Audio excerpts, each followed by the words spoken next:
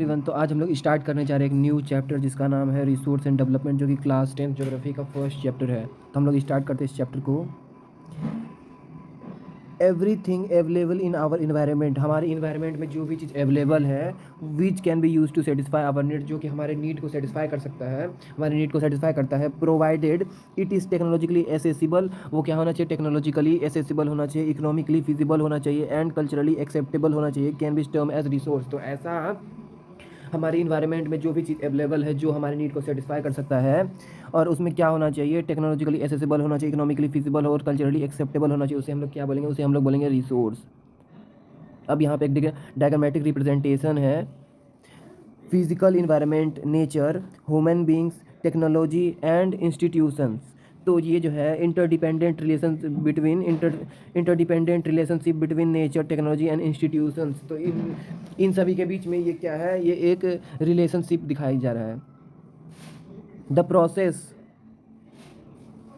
The process of transformation of things available in our environment involves an interactive relationship between the nature, technology and institution। तो हम लोग ने देखा कि जो प्रोसेस ऑफ ट्रांसफॉर्मेशन है, यानी कि जो ट्रांसफॉर्मेशन ऑफ थिंग्स जो कि हमारे इन्वायरमेंट में अवेलेबल है, उसमें क्या होता है? उसमें जो होता है इंटेंसिव रिलेशनशिप होता है between the nature, technology and institution के बीच में। Human beings interact with nature, human being जो है वो इंटरेक्ट करते हैं नेचर के साथ through technology and create institution. अब किस तरह से ये जो है रिलेशनशिप है?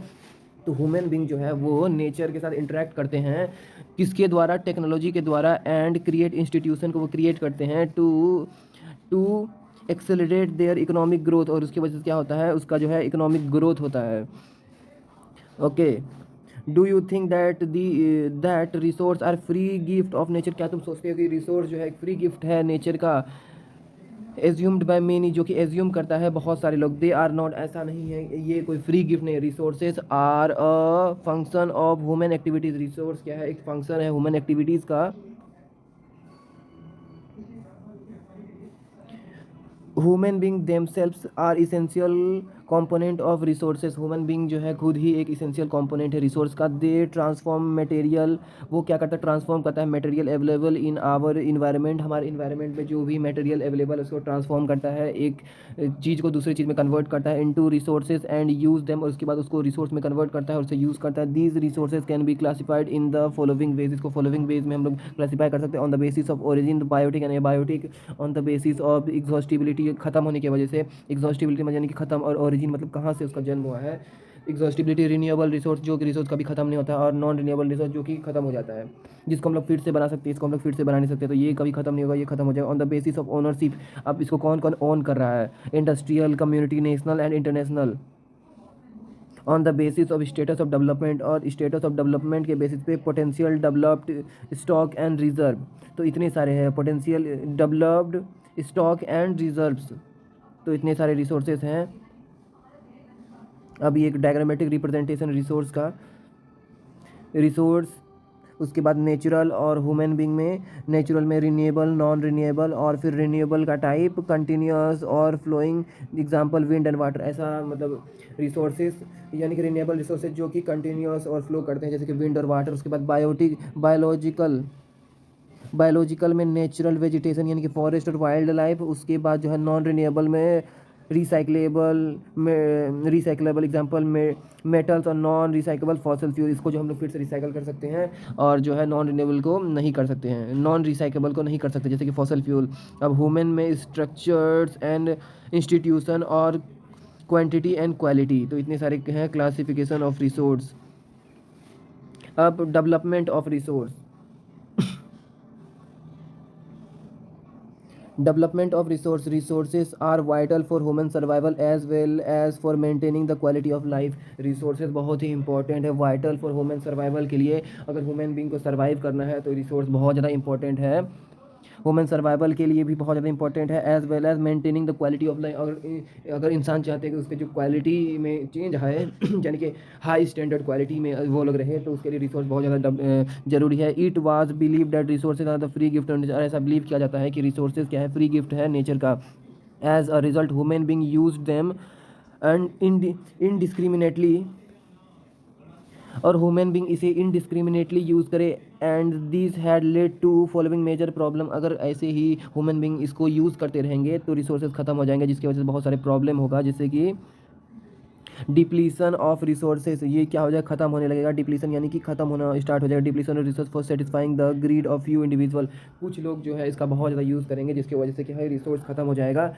Depletion of resources for satisfying, कुछ लोगों को जो ग्रीड को सेटिस्फाई करने के लिए जो है रिसोर्स खत्म हो जाएगा। Greed of some few individual की वजह से जो है रिसोर्स खत्म हो सकता है किसी फ्यू ग्रीड को पूरा करने के लिए। Accumulation of resources in few hands, अगर किसी कुछ ही आदमी के हाथ में अगर रिसोर्सेज होगा। Accumulation of resources in few hands, अगर कुछ ही लोगों के पास रिसोर्सेज होगा। Which in turns divide the society, और उसके वजह से सोसाइटी क्या हो जाएगा, चेंज हो जाएगा रिच और पुअर में। Divide the society into two segments में जो है ग्रुप चेंज हो जाएगा। हैव जिसके पास होगा, हैव्स एंड हैव नॉट और जिसके पास नहीं है, यानी कि रिच और पुअर में जो है वो सेगमेंट्स में सोसाइटी जो है डिवाइड हो जाएगा।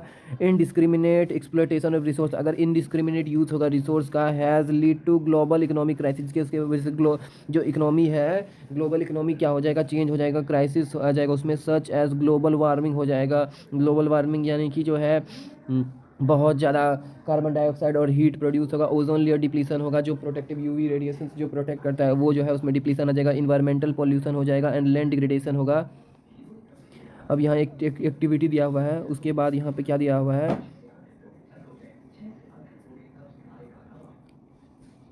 अब an equitable distribution of resource has become essential for a sustain quality of life and global peace. अगर अगर अगर मतलब कि रिसोर्सेज का अगर डिस्ट्रीब्यूशन अच्छे से होगा, इक्विलेबल डिस्ट्रीब्यूशन अगर रिसोर्स का, तो उसकी वजह से क्या, ये बहुत ज़्यादा ज़रूरी है सस्टेन क्वालिटी ऑफ लाइफ के लिए और ग्लोबल पीस के लिए। क्योंकि किसी आदमी के पास रहेगा तो क्या हो जाएगा, क्राइसिस हो जाएगा, इनइक्विलिब्रियम में कंडीशन आ जाएगा, तो इसकी वजह अनस्टेबल हो जाएगा। अगर रिसोर्सेज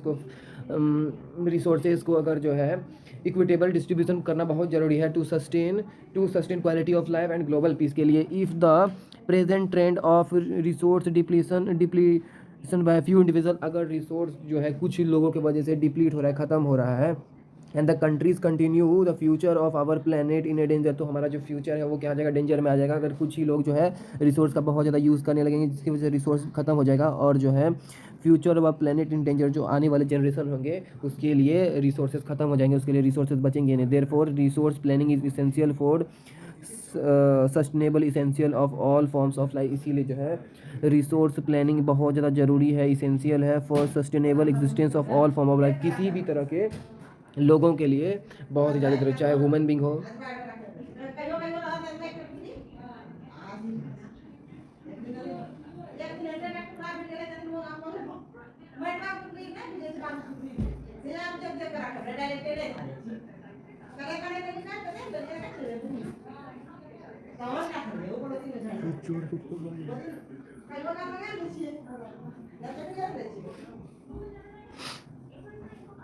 किसी भी लाइफ फॉर्म को अगर सस्टेन करना है, ऑल फॉर्म ऑफ लाइफ, तो रिसोर्स बहुत ज़्यादा ज़रूरी है। रिसोर्स प्लानिंग बहुत ज़्यादा ज़रूरी है to sustainable existence of form of life को लिए।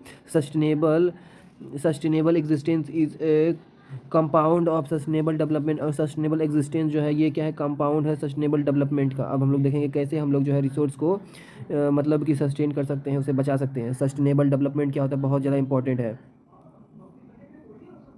Sustainable development, sustainable economic development means development should take place, development होना चाहिए, ऐसा नहीं कि डेवलपमेंट रुक जाना चाहिए, without damaging the environment. Development ऐसा होना चाहिए कि इन्वायरमेंट को कोई डैमेज ना हो, जैसे कि चाइना में जब डैम बना था तो उसकी वजह से रोटेशन चेंज हो गया था अर्थ का, तो ऐसा डेवलपमेंट नहीं होना चाहिए। And development in the present, और जो डेवलपमेंट हो रहा है प्रेजेंट में, should not compromise with the future need of generation. ऐसा नहीं है कि डेवलपमेंट प्रेजेंट में हो रहा है तो ऐसा नहीं है कि सारा जो रिसोर्स है ये प्रेजेंट में ही ख़त्म कर दिया जाए और जो है फ्यूचर के लिए कुछ बचे ही नहीं, तो ऐसा भी नहीं करना है। And development in the present should not compromise with the needs of future generation, मतलब डेवलपमेंट ऐसा नहीं करना है कि सारा जो रिसोर्सेज को अभी ही ख़त्म कर देना है और फ्यूचर के लिए कुछ बचाना नहीं है। मतलब कि डेवलपमेंट होना चाहिए लेकिन जो है फ्यूचर के लिए भी उस रिसोर्स को बचा के रखना चाहिए। इस तरह से डेवलपमेंट होगा तो उसे हम लोग क्या बोलेंगे, sustainable development. Sustainable development means development होना चाहिए विदाउट डैमेजिंग द एनवायरनमेंट, को उससे कोई भी दिक्कत या कुछ भी नहीं होना चाहिए। Development in the present, development जो प्रेजेंट में हो रहा है, should not compromise with the needs of future generation. सारा जो है सारा रिसोर्सेज को प्रेजेंट में ही ख़त्म नहीं करना है, हमें जो है फ्यूचर के लिए भी बचा के रखना है, तो उस तरह के डेवलपमेंट को बोलेंगे सस्टेनेबल डेवलपमेंट। अब एक बहुत इंपॉर्टेंट है ये Rio de Rao D Janeiro अर्थ समिट 1992। तो इन जून 1992 जून में क्या हुआ था, more than 100 head of state met in Rio de Janeiro in Brazil. तो 1992 के जून में 100 से ज़्यादा स्टेट्स के लोग जो है, मतलब कि कंट्री के लोग आए थे ब्राज़ील में रियो डी जेनियोर में for the first international earth summit के लिए। अर्थ समिट यानी कि अर्थ समिट ऐसा होता है जहाँ पे रिसोर्सेज का जो है, यानी कि रिसोर्स को कैसे हम लोग बचा सकते हैं, कैसे उसका देखभाल कर सकते हैं, उसके बारे में होता है। तो the summit was convinced for addressing urgent problem of environmental protection and socio economic development at the global level पे कैसे इसको लेके जाना है। तो उसी के कैसे रिसोर्स को हम लोग सस्टेन कर सकते हैं, कैसे जो है रिसोर्स को प्रेजेंट में यूज़ करते करते फ्यूचर के लिए भी हम लोग बचा सकते हैं, उसके बारे में डेवलपमेंट है। The summit was conversed for addressing urgent problems of environmental protection, ऐसे हम लोग इन्वायरमेंटल को प्रोटेक्ट कर सकते हैं, और सोशियो इकोनॉमिक डेवलपमेंट कैसे जो हम सोशियो इकोनॉमिक डेवलपमेंट कर सकते हैं एट द ग्लोबल लेवल पे। The assembled leaders signed the declaration on global climatic changes. जितने भी जो है बड़े बड़े लीडर्स है, उसने क्या क्या साइन कर दिया, declaration on global climatic change पर एंड बायोलॉजिकल डाइवर्सिटी पर। The Rio convention endorse the global forest principle and adopted agenda 21। उसके बाद उन लोगों ने एजेंडा 21 अडॉप्ट किया for achieving sustainable development in the 21 century में, सस्टेनेबल डेवलपमेंट अटेन करने के लिए, अचीव करने के लिए। अब एजेंडा 21 क्या होता है, agenda 21 it is the declaration signed by the world leader. ये क्या है, डिक्लेरेशन है जो कि साइन किया था वर्ल्ड लीडर ने in June 1992 at Brazil at the United Nation conference, जो कि कहाँ पे हुआ था, ब्राज़ील में हुआ था, रियो डी में, ऑन इन्वायरमेंट एंड डेवलपमेंट। कहाँ पे, UNCED United Nation conference on environmental and development पर एक डिक्लेरेशन साइन हुआ था वर्ल्ड लीडर्स के द्वारा जून 1992 में एट ब्राज़ील में। तो उसी को हम लोग क्या बोलते हैं, एजेंडा 21, जिसका मतलब जिसका पर्पज़ था हमें जो है रिसोर्सेज को बचाना है, प्रेजेंट को यूज़ करते करते फ्यूचर के लिए भी बचाना है, उस हिसाब से। Which to place in Rio de Janeiro Brazil, it aims at achieving global sustainable development. इसका एम था ग्लोबली जो है सस्टेनेबल डेवलपमेंट को अचीव करना। इट इज़ एन एजेंडा, ये एक एजेंडा था, टू कॉम्बैट इन्वायरमेंटल डैमेज, ताकि हम लोग जो है बच सके इन्वायरमेंटल डैमेज से, पॉवर्टी से, disaster, through global cooperation and on common interest, mutual needs and shared responsibilities.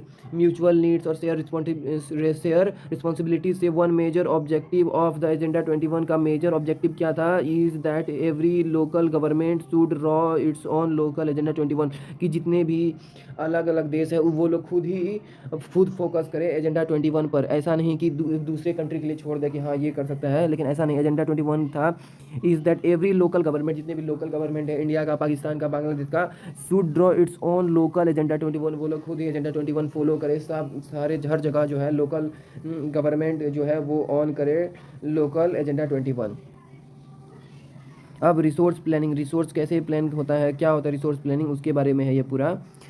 Resource planning is a widely acceptable strategy. Planning क्या है, एक वाइडली बहुत ही ज़्यादा बड़ा और एक्सेप्टेबल स्ट्रेटजी है for judicious use of resources. Judicious use यानी कि large scale use of resources का। It has importance in a country like India, से कंट्री के लिए बहुत ज़्यादा इंपॉर्टेंट है, ज़रूरी है। विच हैज़ न्यूमरस डाइवर्सिटीज़, जिसके पास इंडिया के पास क्या है, इनॉर्मस यानी कि वेरी लार्ज जो है डाइवर्सिटी क्या है, अवेलेबल है in the ability of resources. तो which has enormous diversity in the ability of resources में बहुत ज़्यादा है, इनॉर्मस डाइवर्सिटी है अवेलेबल रिसोर्सेज में। There are regions where which are rich in certain types of resources. India में कुछ कुछ जो है रिसोर्सेज जो है वो क्या है, मतलब कि रिच है, जैसे कि मिनरल्स पाए जाते हैं झारखंड में, तो वो से this are the regions which are rich in certain types of resources में कुछ कुछ इंडिया के रीजन जो है वो बहुत ज़्यादा डेवलप्ड है, बहुत ज़्यादा रिच है, but are deficient in some other. लेकिन कुछ कुछ रिसोर्सेज में इंडिया जो है बहुत पीछे है, कुछ कुछ में तो बहुत रिच है लेकिन कुछ कुछ में बहुत पीछे है। तो अब मतलब कि यहाँ पे जो है some deficiency in some other resources में जो है डिफिशियंट है, इंडिया के पास वैसा रिसोर्स नहीं है।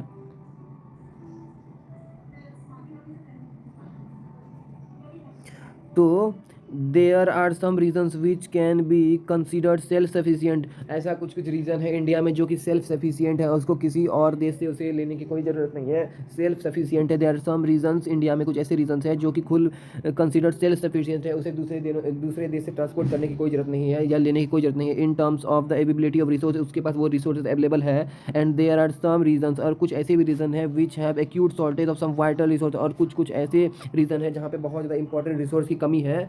For example the states of Jharkhand, Chhattisgarh, Madhya Pradesh are rich in minerals. ये सारे जो स्टेट है वो जो है मिनरल्स में बहुत ज़्यादा रिच है। एंड कोल डिपॉजिट्स, और कोल और मिनरल्स में बहुत ज़्यादा रिच है झारखंड, छत्तीसगढ़, मध्य प्रदेश।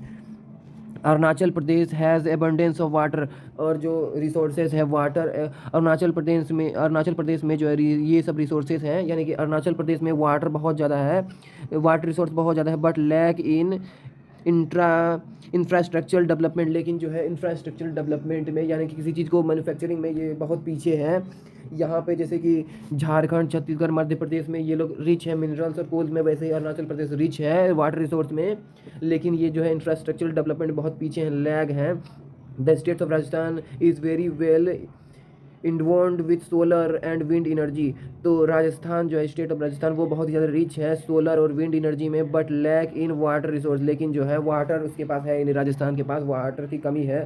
तो किसी स्टेट में कुछ कुछ मतलब कि जैसे कि झारखंड में जो है ये कोल और मिनरल्स तो बहुत पाए जाते हैं, लेकिन उसमें सोलर एनर्जी और विंड एनर्जी नहीं है। वैसे ही राजस्थान में जो है सोलर एनर्जी, विंड एनर्जी है, लेकिन अरुणाचल प्रदेश जैसा एबंडेंस ऑफ वाटर रिसोर्स उसके पास नहीं है। The cold desert of Ladakh, अब जो लद्दाख का कोल्ड डेजर्ट है, the cold desert of Ladakh, Ladakh में जो कोल्ड डेजर्ट है, the cold desert of Ladakh is relatively isolated from rest of the country. और जितना कि कोल्ड डेजर्ट लद्दाख में है वैसा और कहीं पे नहीं है। The cold desert Ladakh relatively isolated, अलग है from rest of the countries. It has very rich cultural heritage, और ये यहाँ पे इसके पास क्या कल्चरल हेरिटेज है, but it is deficient in water. लेकिन यहाँ पे जो है पानी की कमी है, इंफ्रास्ट्रक्चर में कमी है, एंड सम वाटर मिनरल्स में भी कमी है। These calls for balance resource planning. अब हमें जो है बैलेंस रिसोर्स प्लानिंग की ज़रूरत है, ताकि हर स्टेट में हर वाइटल रिसोर्स का वहाँ पे जाना बहुत ज़्यादा ज़रूरी है। हर स्टेट में जो भी वाइटल रिसोर्सेज का जो नीड है वो हमें पूरा करना है, इसीलिए जो है हमें बैलेंस रिसोर्स प्लानिंग बहुत ज़्यादा ज़रूरी है। एट द नेशन में, पूरे मतलब यानी कि कंट्री में, स्टेट में, रीजनल में एंड लोकल लेवल पे हर जगह बैलेंस रिसोर्स होना बहुत ज़रूरी है। रिसोर्स प्लानिंग इन इंडिया, अब हम देखेंगे कि रिसोर्स प्लानिंग कैसे होता है इंडिया में। Resource planning in India, resource planning is a complex process which involve, resource planning एक बहुत ही कॉम्प्लेक्स प्रोसेस है, बहुत ही कॉम्प्लेक्स है। इसमें क्या क्या प्रोसेस इन्वॉल्व है, तो identification and inventory of resource. इसमें क्या होता है कि आइडेंटिफाई करना पड़ता है रिसोर्स का, और इन्वेंट्री ऑफ रिसोर्स यानी कि रिसोर्स के बारे में पता लगाना कि ये रिसोर्स है क्या, across the region of the country, पूरे रीजन में, यानी कि इन्वेंट्री करना रिसोर्स का, यानी कि उसके बारे में जानना। दिस इन्वॉल्व सर्वेइंग, जिसमें कि हमें सर्वे करना पड़ता है रिसोर्स के बारे में, मैपिंग करना पड़ता है। And qualitative and quantitative estimation, हमें देखना पड़ता है कि क्वालिटी कैसा है, क्वांटिटी कैसा है। And measurement of the resources, हमें मेजर करना पड़ता है कि रिसोर्स कितना ज़्यादा है। इन्वॉल्विंग, अब दूसरा जो है evolving a planning structure involve with appreciate technology. अब हमें क्या करना है, ऐसा हमें प्लानिंग करना पड़ेगा रिसोर्स प्लानिंग स्ट्रक्चर, जो कि हमें बनाना पड़ेगा प्लानिंग स्ट्रक्चर, जो कि जिसमें क्या होगा, इन्वॉल्व विथ एप्रोप्रिएट टेक्नोलॉजी, हमें जो है एप्रोप्रिएट टेक्नोलॉजी लगाना पड़ेगा, स्किल्स एंड इंडस्ट्रियल सेटअप करना पड़ेगा, setup for implementing resource development plan, ताकि जो है हम अच्छे से इम्प्लीमेंट कर सके रिसोर्स डेवलपमेंट प्लान्स को। अब इसका थर्ड क्या है, matching resource.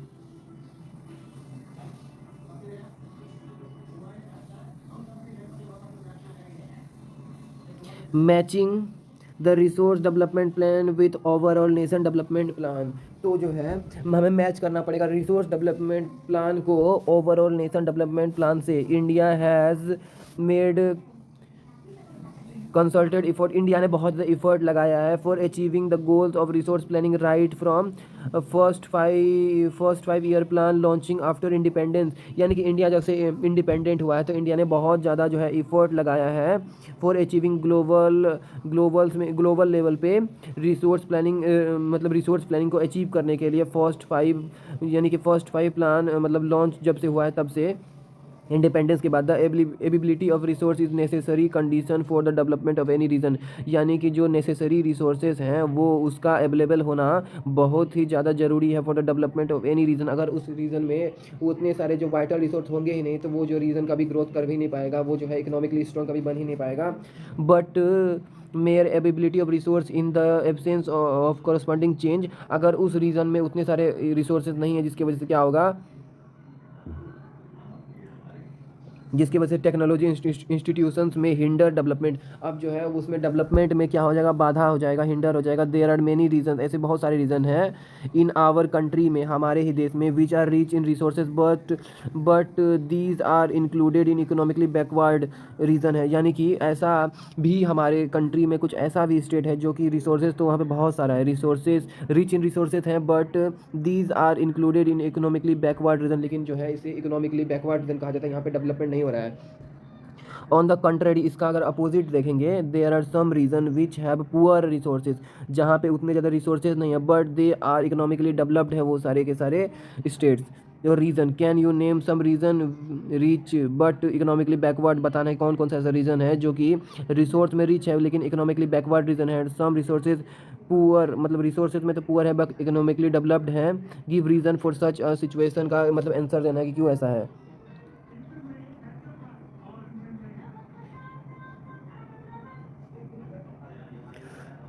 The history of colonisation का जो हिस्ट्री है, the history of colonization reveals that rich resources in colonies were the main attraction for the foreign invaders.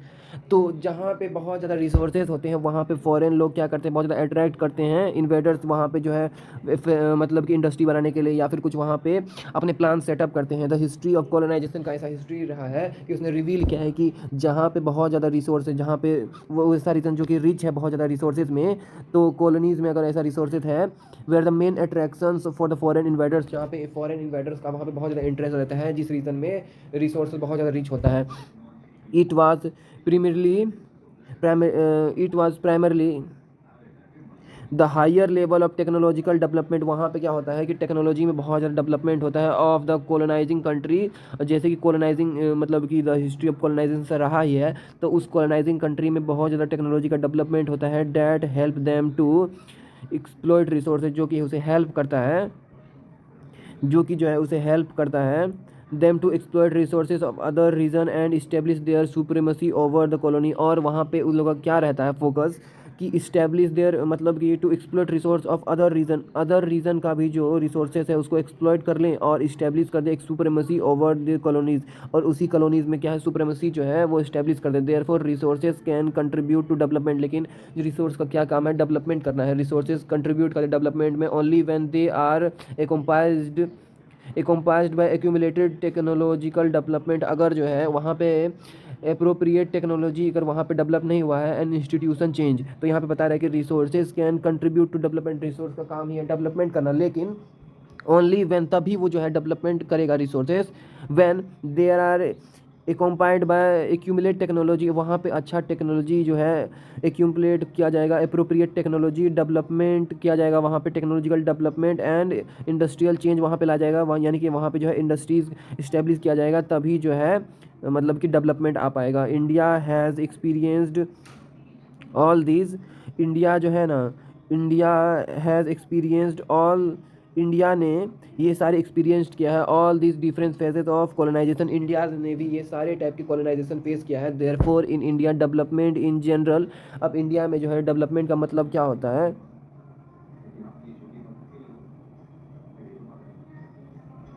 तो therefore Indian development in general, India में development का मतलब होता है the resource development, ऐसा रिसोर्स डेवलपमेंट जहाँ पे particular does not only involves the ability of research but also the technology, quality of human life and historical experience of the people।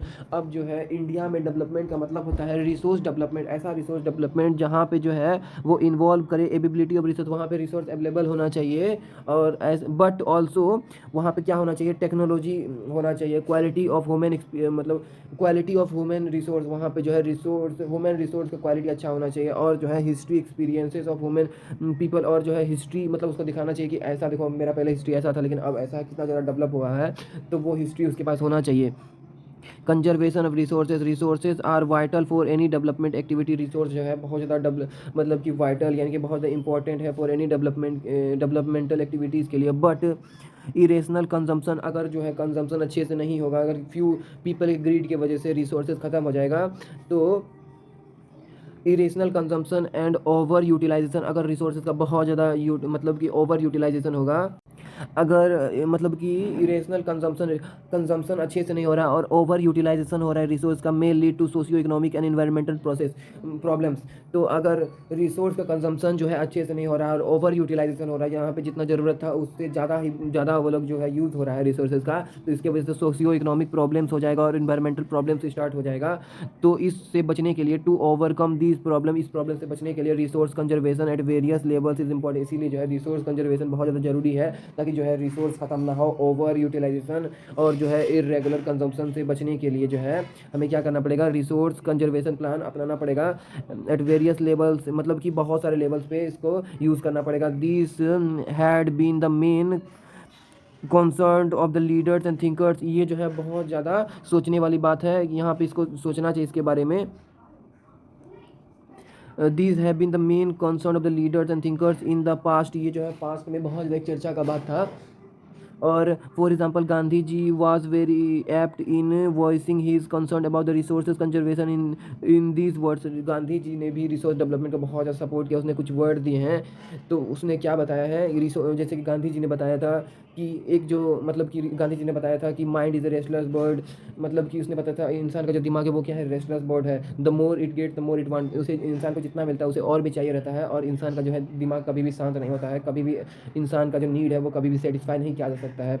तो और भी कुछ लाइन है यहाँ पे, जो लाइन्स दिया हुआ है, देयर इज़ इनफ, वो क्या बोल रहे हैं कि there is enough for everyone's greed, कि किसी भी, there is enough for everyone's need, किसी भी इंसान की जो नीड है उसको जो है मतलब कि उसको सेटिस्फाई करना, मतलब कि ज़्यादा वो नहीं है, मतलब there is enough for every one's need, किसी भी इंसान के नीड को सेटिस्फाई करना, and not for any one's greed, यानी कि इंसान का जो नीड है वो उसे जो है हम लोग, इंसान के नीड को हम लोग सेटिस्फाई कर सकते हैं, लेकिन इंसान के जो ग्रीड है उसको कभी सेटिस्फाई नहीं कर सकते हैं। तो क्या बोल रहा है Gandhi ji, there is enough for everybody's need, किसी भी इंसान के जो नीड को हम लोग सेटिस्फाई कर सकते हैं, and not for anybody's greed, और किसी भी इंसान की ग्रीड यानी कि लालच को हम लोग सेटिस्फाई नहीं कर सकते हैं। इंसान का जो दिमाग होता है, मतलब कि human being is a restless bird, human being क्या है, रेस्टलेस बर्ड है, the more it get the more it want and always remain unsatisfied, तो इंसान का जो दिमाग है वो रेस्टलेस बर्ड है, इसे इंसान को जितना रिसोर्स मिलेगा उस वो चाहेगा कि और उसके ज़्यादा उसके पास और भी रिसोर्स मिले, और जो है वो कभी भी सेटिस्फाई नहीं होगा, वो हमेशा ही अनसेटिस्फाई रहेगा। तो human being is a restless bird, the more it get it the more it wants and always remain unsatisfied.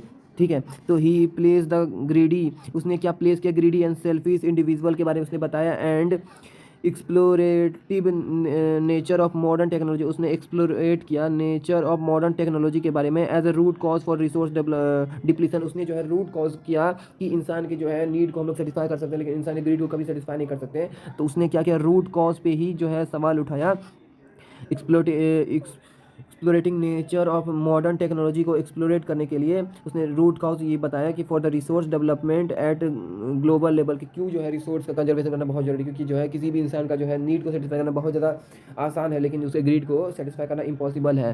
ठीक है, he was against mass production, वो जो है अगेंस्ट द मास प्रोडक्शन का, and wanted to replace it with the production by the masses, और जो है वो चाहते थे कि मास प्रोडक्शन ना हो, प्रोडक्शन बाय द मासेस हो, यानी कि लोग खुद जो है मतलब कि लोग खुद प्रोड्यूस करें मास को, ऐसा नहीं कि लोग ही जो है वो प्रोडक्शन को ही यूज़ करें। तो जो है he was against mass production, वो जो था मास प्रोडक्शन के अगेंस्ट था और चाहता था wanted to replace it with the production by the masses, यानी कि लोग ही जो है मतलब कुछ लोग जो है मास प्रोडक्शन ना करें, यानी कि वो लोग क्या प्रोडक्शन बाय मासेस हो, यानी कि बहुत सारे लोग मिलकर के मासेस का प्रोडक्शन करें। ऐसा नहीं है कि जो है बहुत सारे मास मिल के ही प्रोडक्शन कर रहे हैं, ऐसा नहीं होना चाहिए। मतलब कि यानी कि बहुत सारे लोग जो है वो खुद प्रोड्यूस करें मासेस को, ऐसा नहीं है कि लोग जो है ग्रुप ऑफ लोग जो मास को ही कंज्यूम कर रहे हैं, ऐसा नहीं होना चाहिए। एट द इंटरनेशनल लेवल पे at the international level the club of Rome एडवाइड resource conservation for the first time. अब जो है इंटरनेशनल लेवल पे रोम का जो क्लब है वो एडवाइस किया था रिसोर्स कंजर्वेशन को फर्स्ट टाइम, मतलब फर्स्ट टाइम जो है वो वहाँ पे रोम में ही ये किया था कि रिसोर्स का क्या होना चाहिए, रिसोर्स जो है कंजर्व होना चाहिए। पहली बार उसका जो बताया गया था इन ए मोर सिम्बॉलिक वे, बहुत ही अच्छे तरीके से बताया गया था in 1968। Subsequently in 1974 Gandhian philosophy was once again represent by Schumacher in his book small is beauty. वो बताते हैं कि स्मॉल इज़ ब्यूटी उसका एक क्या था, बुक था, उसमें ही ये सब कुछ बताया गया था। The seminal contribution with respect to resource conservation at the global level was made by the Brundtland commission report 1987 में। दिस रिपोर्ट इंट्रोड्यूस, ये जो रिपोर्ट है वो इंट्रोड्यूस किया था कॉन्सेप्ट ऑफ सस्टेनेबल डेवलपमेंट की। सस्टेनेबल डेवलपमेंट क्या होता है, डेवलपमेंट शुड टेक प्लेस, और डेवलपमेंट होना चाहिए और विदाउट, यानी कि जो है फ्यूचर जनरेशन को ध्यान में रख के डेवलपमेंट होना चाहिए। ऐसा नहीं है कि सारे जो गुड्स हैं जितने भी मटेरियल सबको प्रेजेंट में ही ख़त्म किया जाए और जो है फ्यूचर के लिए कुछ बचे ही नहीं, तो ऐसा नहीं होना चाहिए। उसी का है सस्टेनेबल डेवलपमेंट, उसी कहते हैं कि फ्यूचर में भी उसका उसके लिए सेव करके रखना है ताकि जो है फ्यूचर नीड्स भी पूरा हो सके। And advocated it as a means for resource conservation which was subsequently published in a book, जो कि जो है बुक में पब्लिश किया था, which सबने पब्लिश ने बुक इन टाइटल, उसका टाइटल क्या रखा था, आवर कॉमन फ्यूचर, यानी कि कॉमन फ्यूचर में भी जो है रिसोर्स का जो है सेव हो और फ्यूचर जनरेशन भी रिसोर्स का यूज़ कर सके। Another significant contribution was at the earth summit, और जो है दूसरा सिग्निफिकेंट कंट्रीब्यूशन हुआ था रियो डी जेनेरियो ब्राज़ील इन 1992 में, जहाँ पे अर्थ समिट जो है हंड्रेड्स, यानी कि इस कंट्री के जो पीपल आए थे वो जो है रिसोर्स डेवलपमेंट और जो रिसोर्स कंजर्वेशन के बारे में बात करने के लिए ब्राज़ील में। अब है land resource, land as a resource. We live on land, हम लोग लैंड पे रहते हैं। We perform our economic activity, हम लोग जो है लैंड पर इकोनॉमिक एक्टिविटी परफॉर्म करते हैं लैंड पर। And we use it in different way, और हम लोग इसको डिफरेंट वे में यूज़ करते हैं, यानी कि ट्रांसपोर्टेशन के लिए, चलने के लिए, और भी बहुत सारे यूज़ है लैंड का। फाउंडेशन के लिए land is a natural resource, land क्या है, नेचुरल रिसोर्स है ऑफ अल्टीमेट इम्पोर्टेंस का, बहुत ज़्यादा इंपॉर्टेंट है। इट सपोर्ट्स नेचुरल वेजिटेशन, ये जो है नेचुरल वेजिटेशन सपोर्ट करता है, यानी कि यहाँ पे क्या है, पेड़ पौधे सब उगते हैं, वाइल्ड लाइफ है, यहाँ पे ह्यूमन सर्वाइव करते हैं, ह्यूमन लाइफ। इकोनॉमिक एक्टिविटीज़ होता है, जितने भी इंडस्ट्रीज़ हैं वो सब इकोनॉमी को जो बढ़ाते हैं, इंडस्ट्रीज सब यहाँ पे है। ट्रांसपोर्टेशन होता है, कम्युनिकेशन होता है, communication system. However land is an asset of finite magnitude. अब क्या है, लैंड क्या है, वो जो है एसेट ऑफ फाइनाइट मैग्नीट्यूड, यानी कि लैंड का जो है बाउंड्री फिक्स है। Therefore it is important to use the, अभी बहुत ज़्यादा इंपॉर्टेंट है लैंड रिसोर्स का यूज़ करना। अब यहाँ पे बताया गया है कि जो प्लेन है वो कितना परसेंट है, 43% प्लेन है, माउंटेन्स है 30%, और जो प्लेट्यू है ये कितना है, 27% है। तो 43% जो है प्लेन्स है, उसके बाद माउंटेन्स है, और ऐसा प्लेट्यू है 27%। ये क्या है, land under important relief feature, ये इतने सारे जो रिलीफ फीचर है प्लेन माउंटेन, वो रिलीफ फीचर का रिप्रेजेंटेशन है। अब यहाँ से available land for various Perseus with careful planning. अब जो है लैंड रिसोर्स का यूज़ करना है विथ केयरफुल प्लानिंग के साथ। India has land under a variety of relief feature. India के पास बहुत सारा जो है मतलब कि रिलीफ फीचर है, फिजिकल फीचर है, नेमली माउंटेन्स है, प्लेट्यू है, प्लेन्स है, आइलैंड है। About 43% of the land area is plain. हम लोग देखे तो 43% क्या था, प्लेन था। Which provide facilities for agriculture, जो कि एग्रीकल्चर फैसिलिटीज़ प्रोवाइड करता है इंडस्ट्री के लिए। जो है इंडस्ट्री और एग्रीकल्चर जो है यहाँ प्लेन वाले इलाके पे बहुत मैग्निफिसेंट है, बहुत ज़्यादा इंपॉर्टेंस है, ये प्रोवाइड करता है एग्रीकल्चर और इंडस्ट्री सेटलमेंट का। Mountains account for 30%। माउंटेन्स का जो है वो कितना है, 30% कंट्रीब्यूट करता है इंडिया में percent total surface area of the country, मतलब कि पूरा जो इंडिया का सरफेस में 30% क्या है, माउंटेन्स है। एंड इंश्योर पेनिनसुलर फ्लो, और जो है इन उसमें क्या है कि और जो बाकी है वो क्या है, peninsular flow of some rivers में जो है पेनिनसुलर से क्या होता है, रिवर फ्लो करते हैं। प्रोवाइड्स फैसिलिटी फॉर टूरिज्म, अब वो जो है टूरिज्म मतलब कि यानी टूरिस्ट अट्रैक्शन को फैसिलिटेट करते हैं। इकोनॉमिकल इकोलॉजिकल एस्पेक्ट, इकोलॉजिकल यानी कि जो रिवर है उसमें बहुत सारे जो है फिश विश होंगे और भी जो कॉरल्स होंगे, तो वो क्या कहता है, इकोलॉजिकल एस्पेक्ट है। About 27% of the area of the country is the plateau region. अब 27% जो है वो प्लेट्यू रीजन है, यानी कि टेबल टॉप, यानी कि ये सरफेस है तो सरफेस से थोड़ा सा ऊपर वाला जो पार्ट होता है, जो कि ये वॉल्केनिक इरप्शन की वजह से हुआ, यहाँ पे जो है प्लेट्यू कैसे फॉर्म होता है, जब मतलब कि जैसे वॉल्केनिक इरप्शन होता है तो वहाँ पे इग्नियस रॉक फॉर्म होता है जो कि ब्लैक कलर का होता है, इसीलिए जो वो ग्राउंड से थोड़ा सा एवोव रहते हैं, टेबल टेप रहते हैं, और जो है यहाँ पे ब्लैक सोइल पाया जाता है, क्योंकि जो इग्नियस रॉक है वो क्या होता है, ब्लैक कलर का होता है। तो प्लेट्यू भी वही होता है कि ये मतलब कि बहुत पुराना लैंड मास है, और जो है वॉल्केनिक इरप्शन की वजह से हुआ है सेटलमेंट ऑफ जो इग्नियस रॉक यहाँ पे पाया जाता है। It possesses rich reserves of minerals. अब यहाँ पे प्लेट्यू में क्या है कि रिच मिनरल्स का रिजर्व है, फॉसल फ्यूल है एंड फॉरेस्ट है। अब हम लोग देखेंगे लैंड यूटिलाइज, हम लोग लैंड को कैसे यूटिलाइज कर सकते हैं। Land utilization, land resource are used for the following purpose, के लिए हम लोग लैंड का यूज़ कर सकते हैं, जैसे कि फॉरेस्ट के लिए land not available for cultivation. अब ऐसा भी लैंड है जो कि लैंड तो है लेकिन वहाँ पे हम लोग कल्टीवेट नहीं कर सकते कुछ भी, जो है एग्रीकल्चर के लिए वो अच्छा नहीं। बैरेन और जो वेस्ट लैंड है, अब यानी कि बैरेन बंजर और जो वेस्ट लैंड, ऐसा लैंड जहाँ पे कुछ भी नहीं किया जा सकता है। Land put to non agriculture use, अब ऐसा लैंड जो कि नॉन एग्रीकल्चर लैंड है, जैसे कि बिल्डिंग्स हो गया, रोड हो गया, फैक्ट्रीज हो गया, तो ऐसा लैंड उस पर हम लोग जो है इंडस्ट्री नहीं कर सकते। Other uncultivated land, uncultivated land है एक्सक्लूडिंग फोलो लैंड्स। उसके बाद क्या है, permanent pastures and grazing land है। उसके बाद land under miscellaneous tree crops है, ऐसा मतलब कि लैंड है जहाँ पे मिसलिनियस ट्री क्रॉप्स है। Not included in net sown area, अब यहाँ पे जो है not included in net sown area में इसको जो है इंक्लूड नहीं किया गया है। तो इतना सारा लैंड यूटिलाइजेशन है। उसके बाद और भी एक दो है हमारे पास, land under miscellaneous tree crops है। उसके बाद not included in net sown area में इसको इंक्लूड नहीं किया गया है। कल्टिवेबल वेस्ट लैंड है लेफ्ट अनकल्टिवेटेड, जो है मोर देन 5 एग्रीकल्चर ईयर से, जो है यानी कि ऐसा भी लैंड है अनकल्टिवेटेड लैंड है जिसको जो है लेफ्ट कर दिया है 5 ईयर से ज़्यादा के लिए, अनकल्टिवेटेड मतलब कि 5 एग्रीकल्चर ईयर में। अब है फॉलो लैंड्स, फॉलो लैंड का जो है दो टाइप है, current fellow left without cultivation, ये इसको जो है विदाउट कल्टीवेशन कहीं छोड़ दिया है। फॉर 1 और लेस देन 1 एग्रीकल्चर ईयर, यानी कि कितने साल के लिए, 1 और लेस देन 1 एग्रीकल्चर ईयर के लिए। अदर देन करेंट फेलो, अब अदर देन करेंट फेलो में क्या है, left uncultivated for the past 1 to 5 agriculture year. अब नेट्स ऑन एरिया के बारे में देखेंगे।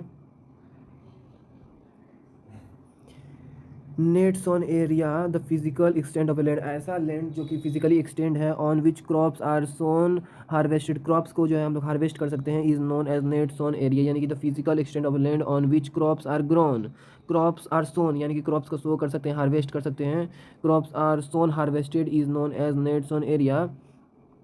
area sown more than once in an agriculture year plus net gross area is known as gross cropped area। अब जो है area sown more than once in an agriculture area, ऐसा यानी कि एरिया सोन मोर देन वंस, ऐसा area जो कि एक से ज़्यादा बार सोन हो रहा है, प्लस नेट सोन एरिया को अगर हम लोग जोड़ देंगे तो वो क्या हो जाएगा, ग्रॉस क्रॉप्ड एरिया हो जाएगा।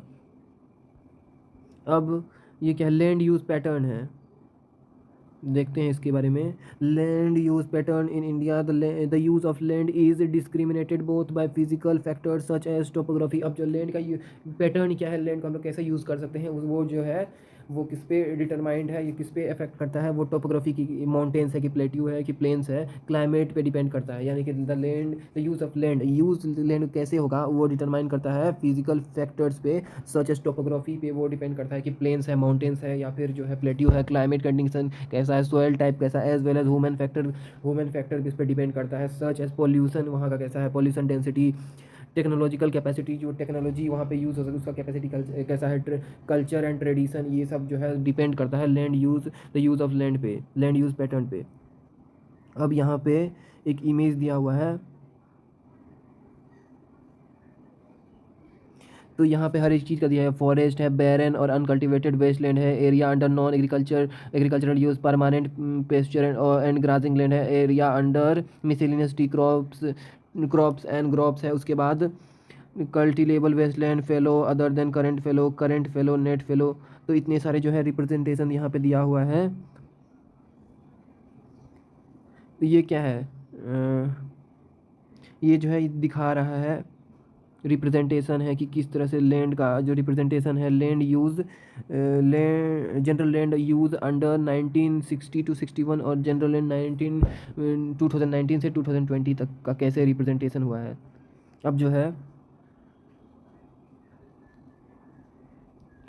Total geographical area of land is 3.28 million square kilometre. अब जो है इंडिया का जो एरिया है वो कितना है, 3.28 मिलियन स्क्वायर किलोमीटर। ये जो है पूरा इंडिया का एरिया है। Land use data however is available only for 93% of the total geographical area because land use reporting for most of the northern state except Assam has not been done fully. अब जो है ये जो data है वो 93% ही है, यानी कि जो आसाम वाला इलाका है उसको ऐड नहीं किया गया है। Assam has not been done fully, Assam को ऐड नहीं किया। Moreover some area of Jammu and Kashmir occupied by Pakistan and China have also not seen surveyed. अब मतलब कि आसाम का भी कुछ एरिया को नहीं डेवलप किया गया, नहीं जो है लोड किया गया। और जम्मू कश्मीर का जो एरिया है यानी कि पीओकी पाकिस्तान ऑक्यूपाइड कश्मीर और जो है अक्साई चीन, तो ये दोनों जो एरिया है वो भी नहीं सर्वे किया गया है। तो हम लोग जो है 3.28 मिलियन स्क्वायर किलोमीटर ये तो है, लेकिन उसमें जो 93% ही हम लोग यूज़ कर सकते हैं, बाकी 7% जो है वो आसाम और जो जम्मू एंड कश्मीर है उसकी वजह से वो ऐड नहीं किया गया है, उसके सर्वे नहीं हुआ है। तो इसीलिए जो हम लोग 93% of total land he use कर सकते हैं। लैंड अंडर परमानेंट पेस्चर, अब जो है land under permanent pasture has also decreases, वो भी डिक्रीज़ हो गई, यानी कि परमानेंट पेस्चर कितना यूज़ होता था, मतलब कितना प्रेशर लैंड पे होता था वो भी डिक्रीज़ हो गया है। मतलब permanent pasture, how are we able to feed our use cattle, pollution को हम लोग कैसे खिलाएंगे ऑन दिस पेस्चर लैंड पे, and what are the consequences, इसका क्या परिणाम है। Most of the other than the current fallow land are either a poor quality, और जो है मतलब most of the other than current fallow land के अलावा जो लैंड है और क्या है, आइदर अ पुअर को इसका क्वालिटी बहुत ख़राब है, और द कॉस्ट ऑफ कल्टीवेशन का जो कॉस्ट ऑफ कल्टीवेशन है बहुत हाई है, of such land is very high. The cost of cultivation of such land जो है, the cost of cultivation of such land is very है, उसका जो कॉस्ट ऑफ कल्टीवेशन है बहुत ज़्यादा हाई है।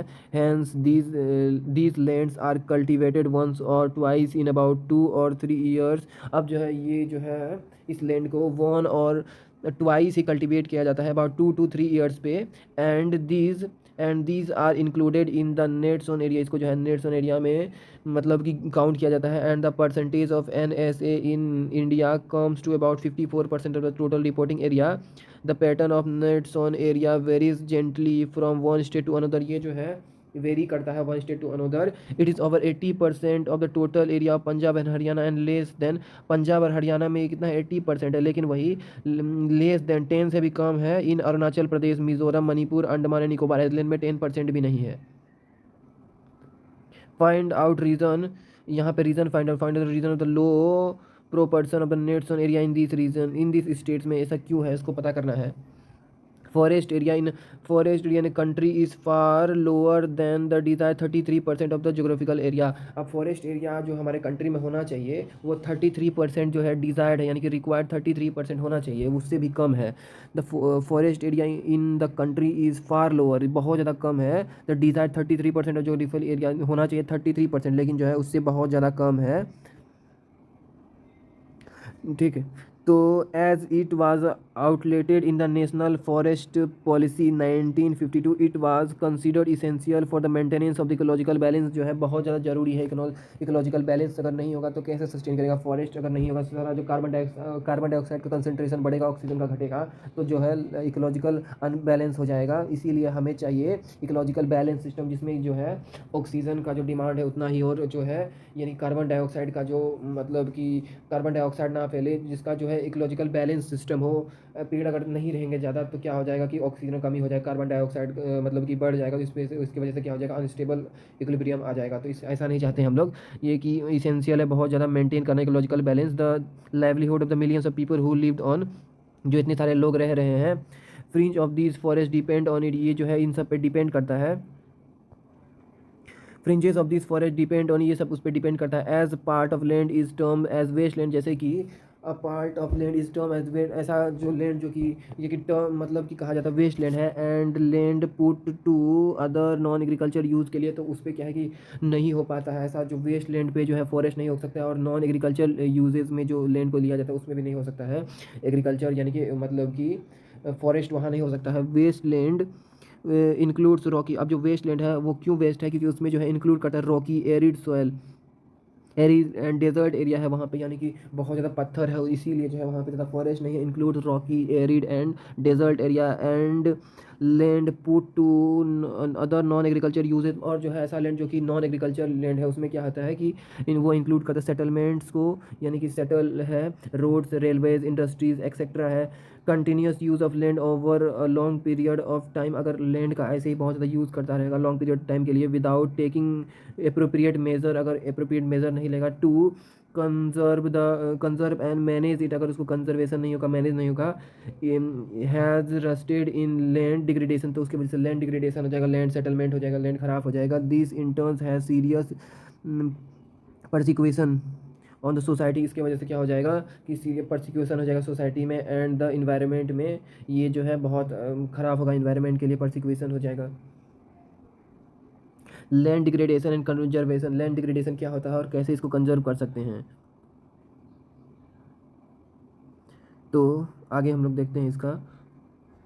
Land degradation and conservation measure, we have shared our land with the past generation, हम लोग जो है पास्ट जनरेशन से ही लैंड शेयर करते आ रहे हैं, and will have to do so for the future generation, और जो है हमें लैंड फ्यूचर जनरेशन को भी शेयर करवाना है टू 95% ऑफ द, अब जो 95% है,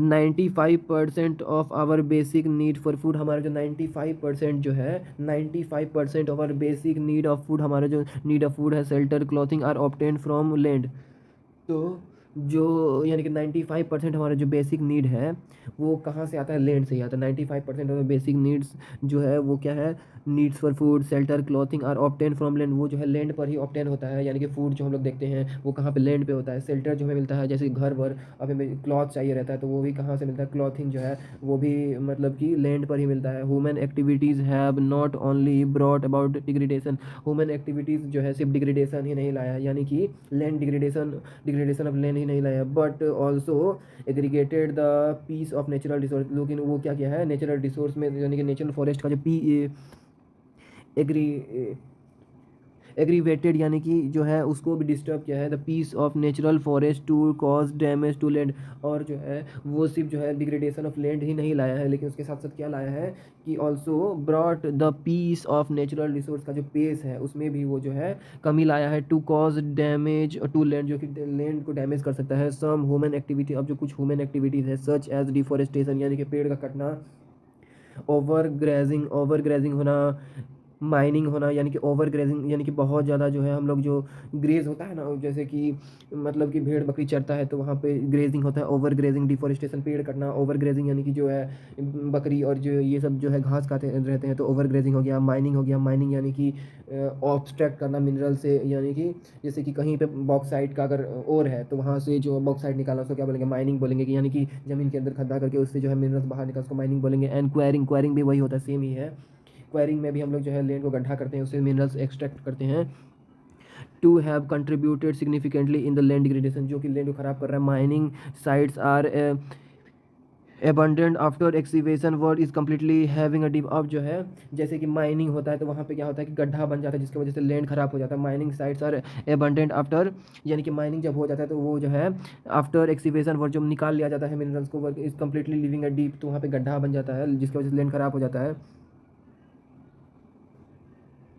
गड्ढा बन जाता है जिसके deep scars and traces of overburdening, और जो है यानी कि ट्रेसेस ओवर बर्डनिंग का जो प्रेशर है वहाँ पे बढ़ जाता है, गड्ढा हो जाता है बहुत ज़्यादा। इन स्टेट्स लाइक झारखंड, अब ऐसे स्टेट जैसे कि झारखंड हो गया, Chhattisgarh, Madhya Pradesh and Orissa, deforestation due to, वहाँ पे जो है डिफोरेस्टेशन हो रहा है माइनिंग की वजह से, वहाँ पे जो है पेड़ कटा जा रहा है, डिफोरेस्टेशन हो रहा है माइनिंग की वजह से, have caused several land degradation, जिसकी वजह से लैंड वहाँ पे बहुत ज़्यादा डिग्रेड हुआ है। In states of Gujarat, Rajasthan, Madhya Pradesh and Maharashtra, over grazing, वहाँ पे जो है बहुत ज़्यादा ओवर ग्रेजिंग हो रहा है। Is one of the main reason for the land degradation. यहाँ पे ओवर ग्रेजिंग यानी कि जो बकरी उकरी चढ़ता है तो वो ओवर ग्रेजिंग हो रहा है, जिसके वजह से लैंड डिग्रेडेड हो रहा है। In the states of Punjab, Haryana, west Uttar Pradesh, over irrigation is responsible for the land degradation due to water logging leading to increase in the salinity and alkalinity of the soil. अब जो है the state like the Punjab, Haryana, west Uttar Pradesh में क्या हो रहा है कि irrigation बहुत ज़्यादा हो रहा है, पानी का यूज़ बहुत ज़्यादा हो रहा है टू इरीगेट द लैंड, जिसकी वजह से क्या हो responsible for the land degradation, जिसकी वजह से लैंड बहुत ज़्यादा डिग्रेड हो रहा है due to the water logging. अब बहुत ज़्यादा पानी जमा होने के कारण क्या होता है, leading to increase in the salinity, वहाँ पे जो है कीचड़ और जैसे जम रहा है, और जो है पानी होने की वजह से वो जो है सोयल अल्कलाइन हो रहा है, यानी कि सोयल जो है वो बेसिक नेचर का हो रहा है, BASIC बेसिक, यानी कि कंसनट्रेशन ऑफ OH आयन जो है OH आयन वो बहुत ज़्यादा बढ़ रहा है, जिसकी वजह से लैंड ख़राब हो रहा है। अगर लैंड बेसिक हो जाएगा, बेसिक यानी कि pH वैल्यू जो है वो 7 से ज़्यादा हो जाएगा, pH वैल्यू ग्रेटर देन 7, तो ऐसा इसमें कंडीशन में क्या होता है कि सॉरी तो अगर बेसिक हो जाता है यानी कि बेसिक नेचर का, तो pH वैल्यू जो होता है, pH वैल्यू जो होता है वो ग्रेटर देन 7 हो जाता है, जिसकी वजह से सॉइल ख़राब हो रहा है, लैंड डिग्रेड हो रहा है।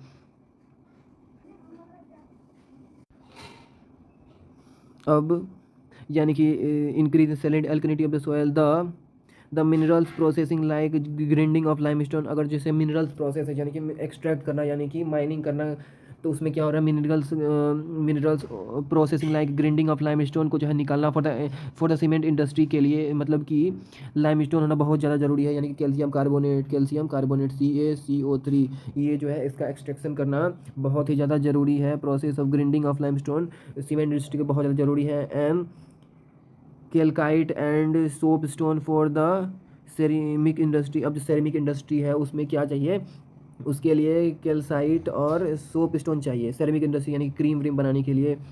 तो सेरेमिक उसमें जो है कैलकाइट चाहिए और सोप स्टोन चाहिए। Generate huge quantity of dust, जो कि जनरेट करता है बहुत ही ज़्यादा dust, quality of dust in the atmosphere में बहुत ज़्यादा डस्ट प्रोड्यूस करता है ये जो कैलकाइट और सोप स्टोन का एक्सट्रैक्शन में फॉर द सेरेमिक इंडस्ट्री के लिए। सेरेमिक इंडस्ट्री यानी कि वही हुआ कि जैसे मिट्टी का जो बनता है, सेरेमिक यानी कि जो घड़ा वड़ा ये सब बनता है, वो हो गया सेरेमिक इंडस्ट्री। वो बहुत ज़्यादा डस्ट प्रोड्यूस करता है इन्वायरमेंट में। इट रिटार्ड्स, वो क्या करता है, रिड्यूस कर देता है, it retard the process of infiltration of water. अब जो है वाटर फिल्ट्रेट नहीं हो पा रहा है, यानी कि जो है इनफिल्ट्रेशन ऑफ वाटर नहीं हो रहा है, यानी जो पानी ज़मीन पे लगा हुआ है वो नीचे नहीं जा रहा है, जिसकी वजह से क्या होता है, लीचिंग और द अल्कलाइन, मतलब कि लैंड डिग्रेडेट हो रहा है। यानी कि यहाँ जो है बहुत ज़्यादा लीचिंग हो रहा है, यानी कि पानी में जो है कीटाणु उटाणु बहुत ज़्यादा पाया जा रहा है, वहाँ पे क्या हो रहा है, पानी ख़राब हो रहा है, और जो है पानी का जो नेचर है वो बेसिक हो रहा है, जिसकी वजह से लैंड डिग्रेडेट कर रहा है। तो इनफिल्ट्रेशन नहीं हो रहा है, यानी कि जो है पानी जो है ज़मीन के नीचे नहीं जा रहा है, जैसे कि ये ग्राउंड लेवल है, तो ये ग्राउंड लेवल का सिंबल होता है ये।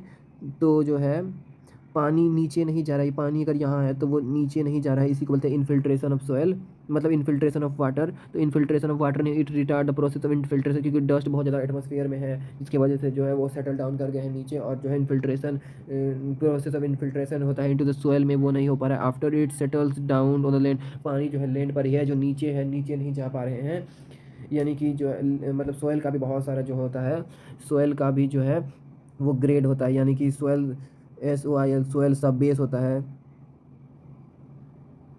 सोयल सब बेस। उसके बाद क्या होता है, यानी कि बहुत सारे लेयर है, यानी कि सोयल सब बेस हो गया है, सब कोर्स हो गया, और क्या होता है, और भी बहुत सारे लेयर होते हैं, सोयल सब ग्रेड सब कोर्स। उसके बाद जो है और भी होता है, जैसे कि बेसिक कोर्स, और उसके बाद बेसिक कोर्स, उसके बाद सरफेस कोर्स, उसके बाद क्या होता है, सरफेस कोर्स होता है। तो बहुत सारे सरफेस कोर्स,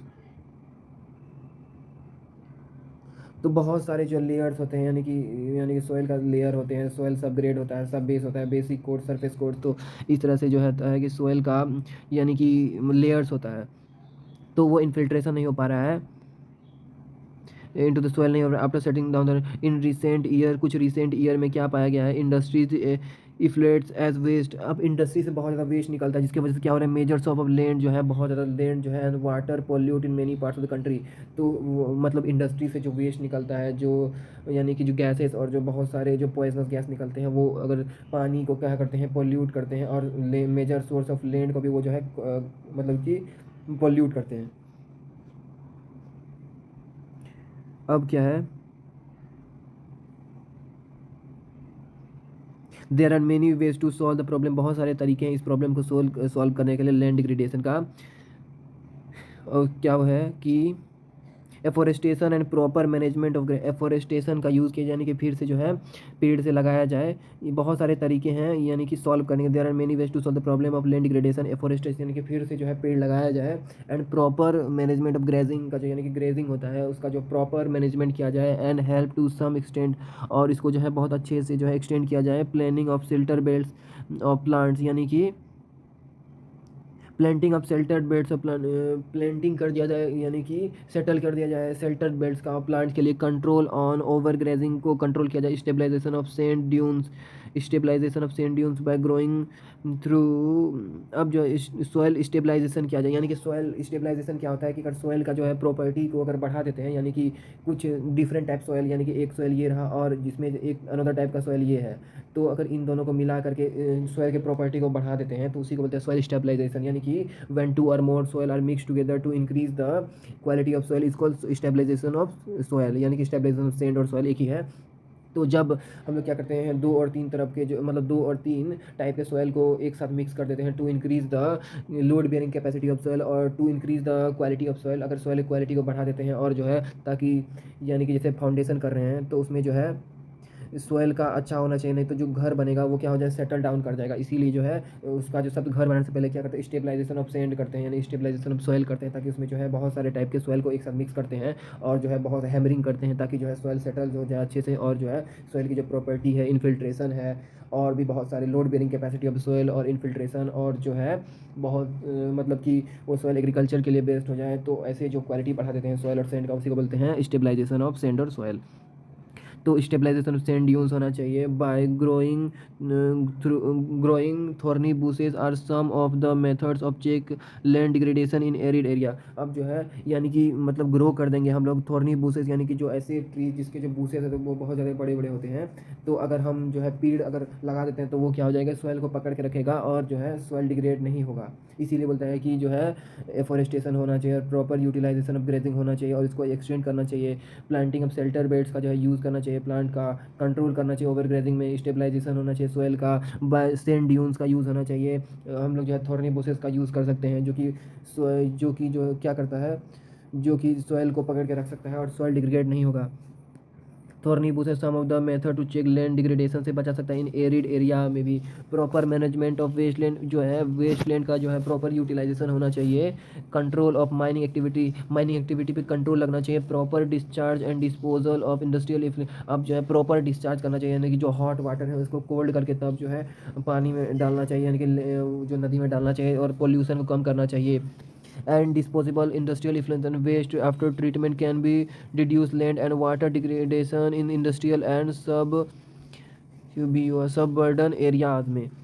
अब क्या बोल रहा है कि प्रॉपर यूटिलाइजेशन होना चाहिए, वेस्ट लैंड का प्रॉपर यूटिलाइजेशन होना चाहिए, कंट्रोल होना चाहिए, माइनिंग एक्टिविटीज़ पर प्रॉपर डिस्चार्ज होना चाहिए, डिस्पोजल ऑफ इंडस्ट्रियल एफलेंट्स का जो है प्रॉपर डिस्चार्ज होना चाहिए, एंड वेस्ट जो है मतलब कि waste after treatment can reduce land, waste को जो है रिड्यूस होना चाहिए, वेस्ट को कम से कम करना चाहिए। And water degradation in industrial and, water जो डिग्रेड हो रहा है इंडस्ट्रियल एंड सब अर्बन एरिया में। अब जो है वाटर क्या होना चाहिए, water after treatment can reduce land and water degradation in industrial and सब इंडस्ट्रियल एरिया। वाटर डिग्रेड हो रहा है जो इंडस्ट्रियल और सब अर्बन एरियाज़ में, उसको कंट्रोल करना चाहिए। अब हम लोग देखेंगे सोयल एज ए रिसोर्स। अब सोयल एज ए रिसोर्स क्यों इंपॉर्टेंट है, क्या सिग्निफिकेंस है इसका, उसके बारे में हम लोग देखेंगे। अब soil as a resource, soil is the most important natural resource. Soil क्या है, एक बहुत ही इंपॉर्टेंट नेचुरल रिसोर्सेज है। It is the medium plant growth, ये क्या है, एक मीडियम प्रोवाइड करता है ताकि जो है प्लांट अच्छे से ग्रो कर सके। And supports different types of living organism on the अर्थ, और ये क्या करता है, सपोर्ट करता है, एक बेस प्रोवाइड करता है for different types of living organism on the अर्थ। ये एक सपोर्ट प्रोवाइड करता है, बेस प्रोवाइड करता है डिफरेंट टाइप के living organism to sustain on the earth, earth पे वो सस्टेन रहने के लिए, अर्थ पे जो है वो अच्छे से रह सके। The soil is a living system, soil क्या एक लिविंग सिस्टम है। It takes millions of year to form soil, बहुत मतलब टाइम लिया, मिलियंस ऑफ ईयर्स टाइम लेता है सॉइल, यानी कि it takes millions of year to form soil. Rocks जब टूटते हैं मिलियंस ऑफ ईयर्स में under high pressure high temperature, तो क्या बोलते हैं उससे जो है रॉक, जैसे कि इग्नियस और मेटामॉर्फिक रॉक, सेडिमेंट्री रॉक्स हैं, तो वो क्या करते हैं मिलियंस ऑफ ईयर में, जब उसके बाद उसके हाई प्रेशर हाई टेम्परेचर पड़ता है, जिसकी वजह से क्या होता है सॉइल फॉर्म होता है। Soil up to a few centimetre in depth, तो उसके वजह से it takes millions of year to form soil, जो है मिलियंस ऑफ ईयर लगता है टू फॉर्म सॉइल। यानी कि जब रॉक्स टूटते हैं उस पर under high pressure and low high temperature, यानी कि हाई प्रेशर और हाई टेम्परेचर पर, तब क्या होता है कि सॉइल फॉर्म होता है upon a few centimetre in depth, तो बहुत गहराई तक जो है सॉइल फॉर्म होता है। अब जितने भी रिलीफ पेरेंट रॉक्स और द बेड रॉक्स हैं, रिलीफ जो है, उसके बाद पेरेंट रॉक जो है और bed rocks, climate vegetation and other forms of life, other forms of life, जो अदर फॉर्म्स ऑफ लाइफ है, and time are important factor, और जो है टाइम बहुत इंपॉर्टेंट फैक्टर है in the formation of soil. तो इतने सारे जो रिलीफ हैं, यानी कि जो माउंटेन्स है, प्लेट्यू डेजर्ट है, पेरेंट रॉक हो गया, बेड रॉक हो गया, क्लाइमेट वेजिटेशन हो गया, and other forms of life जो है, and time are important factor for the formation of soil. तो ये सारे जो बहुत इंपॉर्टेंट फैक्टर है for the formation of soil के लिए। वेरियस फोर्सेस ऑफ नेचुरल, बहुत सारे नेचुरल फोर्सेस भी एक्ट करते हैं, एज चेंज इन टेम्परेचर, जैसे कि चेंज इन टेम्परेचर हो गया। उसके बाद एक्शन ऑफ रनिंग वाटर, जो रनिंग वाटर एक्ट करते हैं, action of running water, wind और ग्लेशियर एक्टिविटीज़ ऑफ डिकम्पोजर्स का जो एक्टिविटीज़ है et cetera contributed to the formation of soil, ये सब मिला के जो है सॉइल का फॉर्मेशन होता है। Chemical and organic change which took place in the, अब जो केमिकल और जो ऑर्गेनिक चेंज जो टुक प्लेस करता है सॉइल में, तो पहले हम लोग इसको कंप्लीट करते हैं। जो क्या था उधर, जो chemical and organic changes which took place in the, chemical और जो organic chemical organic which take place in the, chemical और जो ऑर्गेनिक जो टेक प्लेस किए थे सॉइल आर इक्वली इंपॉर्टेंट है। वो soil also consist of organic, यानी कि ह्यूमन सॉइल जो है कंसिस्ट करता है organic and inorganic material. Figure में यहाँ पे दिया हुआ on the basis of factor responsible for soil formation. अब क्या क्या फैक्टर रिस्पॉन्सिबल है, जैसे कि बताया गया था वहाँ पे टेम्परेचर, और भी बहुत सारे जो है टेम्परेचर, विंड, यानी कि विंड का जो है वो एक्शन ऑफ विंड, उसके बाद जो है फॉर्मेशन ऑफ सॉइल, कलर। अब क्या क्या फैक्टर रिप्रेजेंट करते हैं, यानी कि factor responsible for the soil formation, उसके कलर के लिए कौन सा ब्लैक सॉइल या फिर कौन सा सॉइल होना चाहिए, रेड सॉइल, थिकनेस, उसकी थिकनेस क्या होना चाहिए, टेक्सचर क्या होना चाहिए, एज होना चाहिए क्या, केमिकल एंड फिजिकल प्रॉपर्टीज़ की क्या होना चाहिए। And the soil of India are classified in different types, जो इंडिया की सॉइल है वो बहुत टाइप में जो है वो क्लासिफाइड है। तो अभी हम लोग पिक्चर देखेंगे इसका सॉइल प्रोफाइल का। तो ये रहा उसका पिक्चर, ये क्या है सॉइल प्रोफाइल है, अनवेदर्ड पेरेंट्स बेड रॉक। अब क्या है अनवेदर्ड जो है वो अनवेदर्ड पेरेंट्स रॉक है ये, उसके बाद सब substratum weathered parent rock material है, उसके बाद सब soil weathered rock sand and silt clay है, उसके बाद ये जो अपर मोस्ट पोर्शन है top soil the upper soil layer है ये, तो ये होता है अनवेदर्ड पेरेंट रॉक। उसके बाद सब stratum weathered parent rock material, उसके बाद सब soil weathered and rock sand and silt clay है, उसके बाद top soil the upper soil layer. अभी हम लोग देख रहे हैं, इसके बाद हम लोग देखेंगे, हम लोग इधर देख लिए थे डिफरेंट टाइप्स ऑफ सॉइल है, तो क्लासिफिकेशन ऑफ सॉइल अब हम देखेंगे।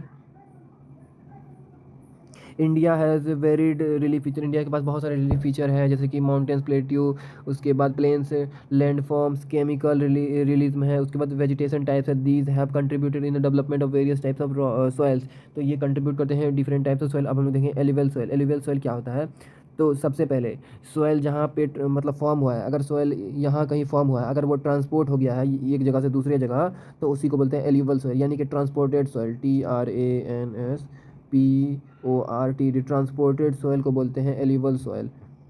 तो यानी कि ऐसा सॉइल जो कि एक जगह पे फॉर्म हुआ है, उसके बाद वो ट्रांसपोर्ट हो गया दूसरी जगह, तो उसको क्या बोलेंगे हम लोग एलिवल सॉइल बोलेंगे। देख लेते हैं इसके बारे में। This is the most widely separated this is the most widely spread and important soil. ये क्या है, बहुत ज़्यादा एरिया में फैला हुआ है, यानी कि मोस्ट वाइडली स्प्रेड, बहुत ही एरिया में फैला हुआ है, एंड इम्पॉर्टेंट सॉइल है। इनफैक्ट और सच में in fact the entire northern plains, जो इंटायर नदर्न प्लेन्स है यानी कि बिहार यूपी, वो वाला इलाका जो है, हरियाणा पंजाब बिहार यूपी और वेस्ट बंगाल जो है, ये सब वाला एरिया जो है are made up of alluvial soil. ये क्या है, एलिवल सॉइल से ही बना हुआ है। यानी कि क्या होता है, जैसे कि एक माउंटेन है और ये जो है माउंटेन्स पूरा जो है बर्फ़ से घिरा हुआ है, ठीक है। तो और यहाँ पे इसके फुट हिल्स पे क्या रहते हैं, बहुत सारे जो है, यानी कि यहाँ यहाँ पे जो है बहुत सारे अपने रॉक्स के जो पार्टिकल्स हैं, तो वो जब ग्लेशियर फॉर्म होता है तो वो क्या होता है कि जैसे कि यहाँ पे रॉक्स है बहुत सारे, तो under high pressure high temperature ये रॉक्स टूटते हैं, और जैसे कि ग्लेशियर यहाँ पे ये जो है आइस है यहाँ पे, तो आइस और ग्लेशियर जैसे मेल्ट होता है तो अपने साथ ये क्या सेडिमेंट्स लेके जाते हैं, और क्या होता है कि वो ट्रांसपोर्ट हो रहा है, ये जो रॉक्स और जो सॉइल है वो क्या हो रहा है, ट्रांसपोर्ट हो रहा है एक जगह से दूसरे जगह, क्योंकि through the movement of river, तो रिवर मूव कर रहा है जिसकी वजह से वो सेडिमेंट्स लेके जा रहा है, और ये क्या है, नदन प्लेन्स बना रहा है वो, मतलब कि पूरा प्लेन कर रहा है इसको। तो एक ये माउंटेन है, उसके बाद इधर पूरा ग्लेशियर से वो जो है घिरा हुआ है, तो जैसे ही उस पर सनलाइट या फिर जैसे भी उस पर अगर वहाँ पे टेम्परेचर इंक्रीज़ होता है तो वहाँ पे क्या होता है कि जो ग्लेशियर मेल्ट करते हैं और वो पानी बनता है, तो और जिस साथ सेडिमेंट्स लेके जाते हैं वो डिपॉजिट कर दी, जिसकी वजह से क्या हो रहा है, सॉइल का जो है ट्रांसपोर्टेशन हो रहा है, और इसकी वजह से एलिवल सॉइल जो है वो फॉर्म हो रहा है। तो in fact the entire northern plains are made up of alluvial soil, जो पूरा जो है नदर्न प्लेन्स वो सॉइल एलिवल सॉइल से बना हुआ है। These have been deposited by the three important Himalayan river, जैसे मैंने आपको बताया था कि क्या होता है, ये जो है ट्रांसपोर्टेड है सॉइल, यानी कि डिकम्पोज हुआ है, मतलब कि डिपॉजिट हुआ, इकट्ठा हुआ है थ्री इंपॉर्टेंट हिमालयन रिवर। कौन कौन सा थ्री इंपॉर्टेंट हिमालयन रिवर है, तो वो तीन इंपॉर्टेंट रिवर है, Indus Ganga and Brahmaputra. Reverse and system क्या है, Indus Ganga and the Brahmaputra included with tributaries के साथ, जैसे इंदुस का जो ट्रिब्यूटरी है, इंदुस का जो ट्रिब्यूटरी इसका नाम क्या है, झेलम चेनाब, झेलम है, चेनाब, राबी, सतलज, उसके बाद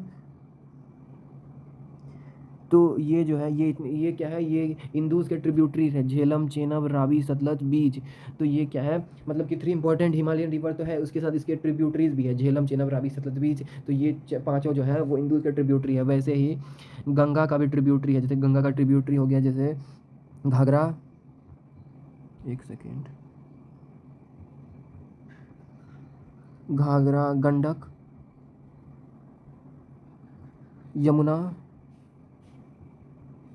और क्या है, एंड कोसी। तो ये जो चार हैं वो क्या है, गंगा के ट्रिब्यूटरी है, और जो ब्रह्मपुत्रा का ट्रिब्यूटरी नहीं होता है। तो जैसे कि इंदुस का ट्रिब्यूटरी था झेलम चेनाब रावी सतलज बीत, वैसे ही गंगा का ट्रिब्यूटरी है घाघरा, गंडक, यमुना और कोसी। तो ये चार ट्रिब्यूटरी है गंगा का। तो जो है ये क्यों होता है कि these have been deposited by the three important Himalayan river. Three important Himalayan river कौन कौन सा है, इंदुस गंगा एंड ब्रह्मपुत्रा। तो these have been deposited by three important Himalayan river system Indus Ganga and the Brahmaputra।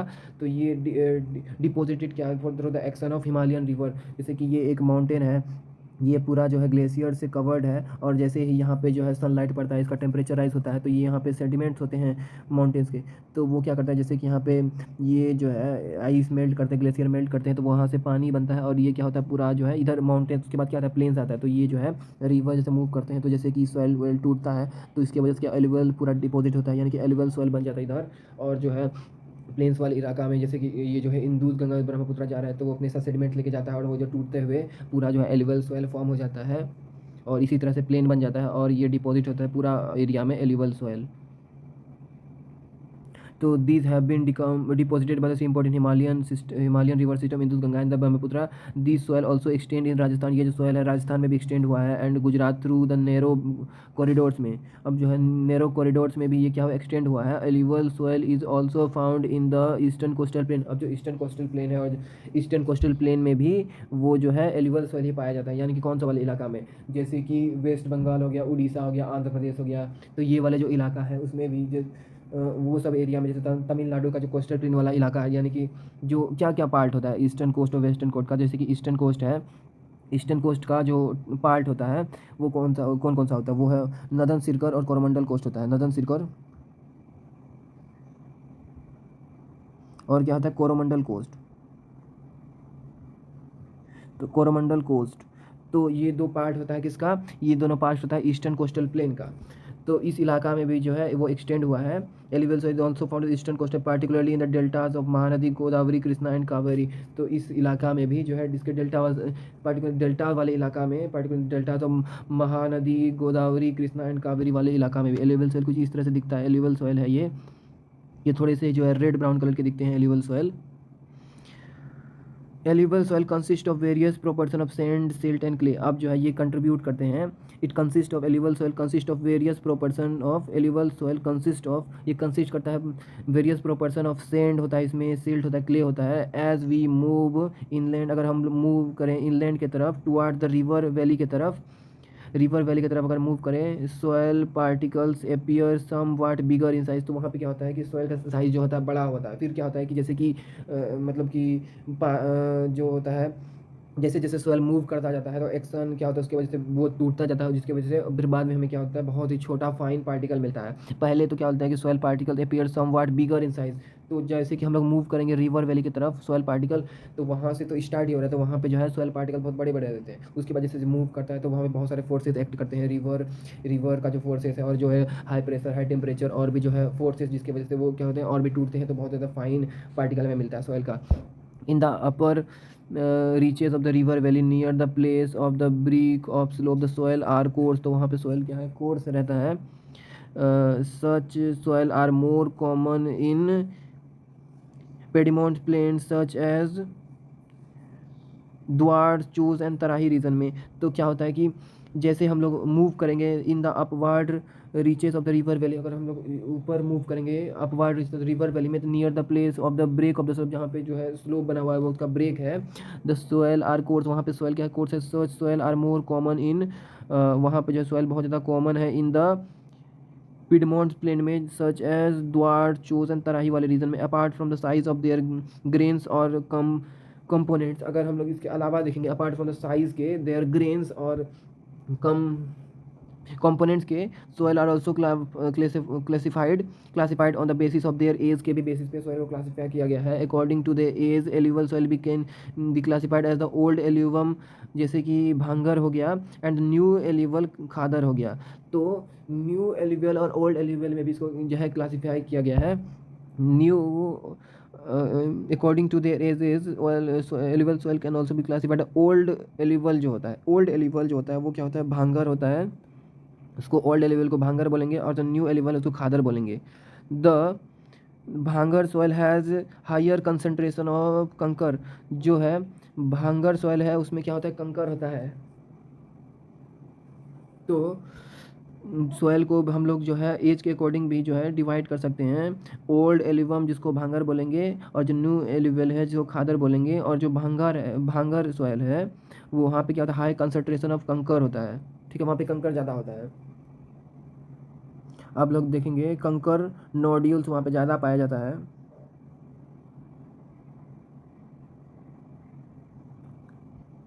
कंकर नोड्यूल ज़्यादा पाया जाता है than the khadar, it has more fine particles, और जो है देन खादर, और खादर के पास क्या होता है, it has more fine particles and are more fertile than भांगर।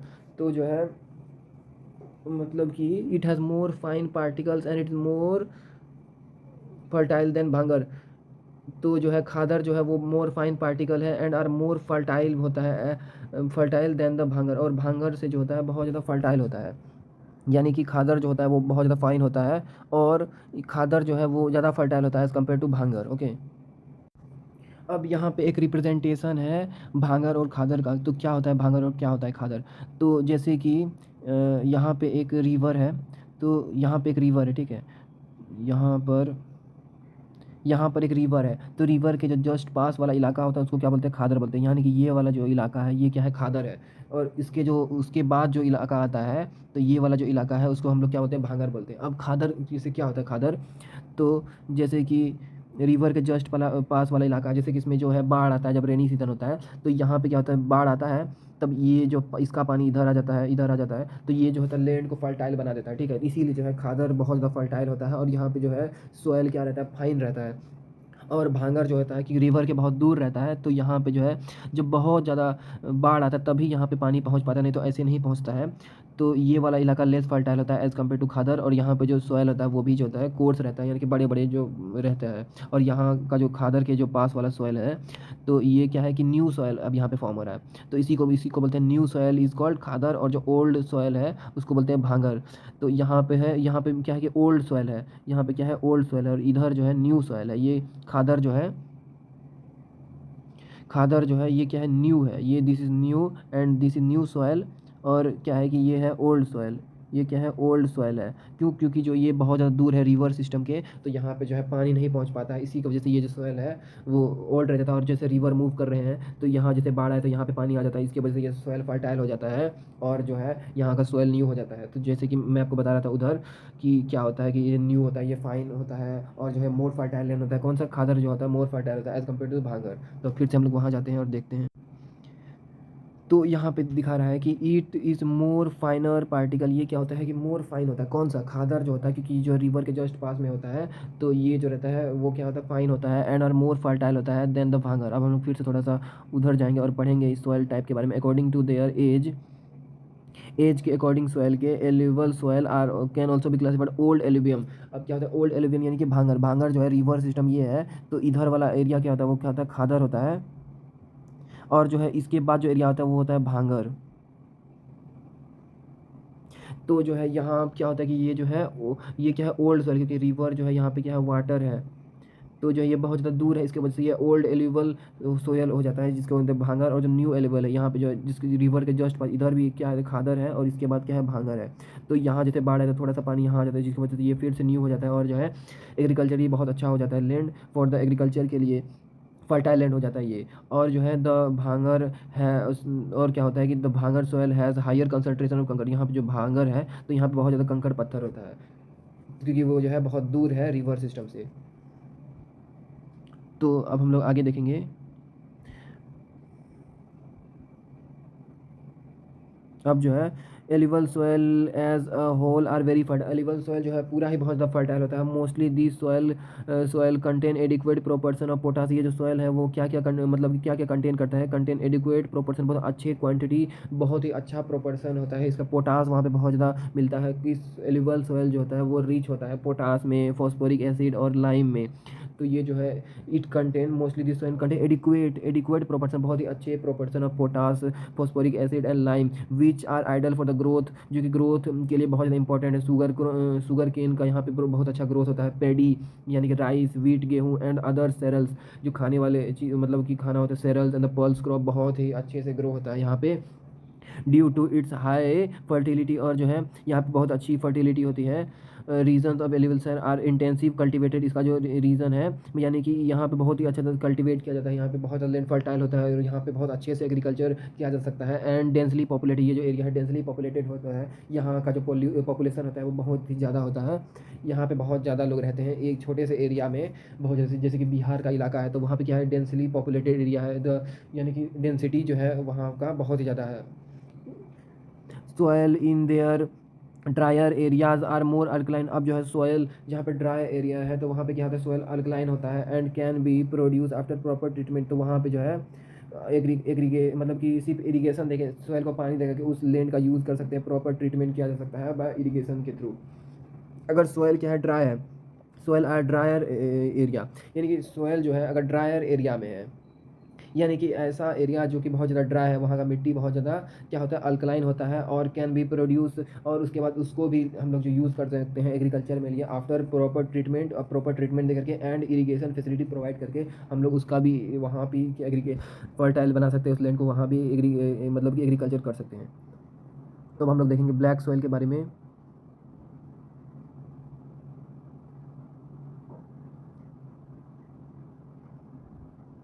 Black soil, black soil, these soil are black in colour. ये जो सॉयल होता है ब्लैक इन कलर होता है। मोस्टली कहाँ पे पाया जाता होगा, यहाँ पे डेक्कन प्लेट्यू में पाया जाता है, क्योंकि जो डेक्कन प्लेट्यू है वहाँ पे वो किससे फॉर्म होता है, वो होता है वॉल्केनिक इरप्शन से। और वहाँ पे कौन सा रॉक पाया जाता है, वहाँ पे पाया जाता है इग्नियस रॉक। और इग्नियस रॉक भी क्या होता है, ब्लैक कलर का होता है, जिसमें से जिसकी वजह से क्या होता है कि जहाँ पे सॉयल जो फॉर्म होता है वो भी ब्लैक होता है। ठीक, तो these soil are black in colour and are also known as regur soil. इसको जो है रिगूर सॉइल भी बोला जाता है। Black soil is ideal for growing cotton. अब जो है ब्लैक सॉइल पे कॉटन बहुत अच्छे से ग्रो होता है। Black soil are ideal for growing cotton. तो this soil black in colour होता है। उसके बाद ऑल्सो इसको रेगूर सॉइल भी बोला जाता है। और ब्लैक सॉइल होता है क्या, black soil ideal for cotton growth, यानी कि कॉटन ग्रोथ यहाँ पे बहुत अच्छे से होता है। And it is also known as black cotton soil. इसको जो इसी वजह से यहाँ पे जो है आइडल होता है for the growth of cotton, इसीलिए जो यहाँ पे कॉटन का ग्रोथ बहुत अच्छे से होता है, इसीलिए इसको ब्लैक कॉटन सॉइल भी कहा जाता है। It is believed that climatic condition along with the parent rock, इसका ऐसा बिलीव किया जाता है कि क्लाइमेटिक कंडीशन, बहुत सारे जो क्लाइमेटिक फैक्टर यूज़ होते हैं, क्लाइमेटिक कंडीशन जो लगते हैं along with the parent rock materials are the important factor. Material जो होता है parents rock material are very important factor for the formation of black soil, formation के लिए बहुत ज़्यादा यानी कि इंपॉर्टेंट होता है।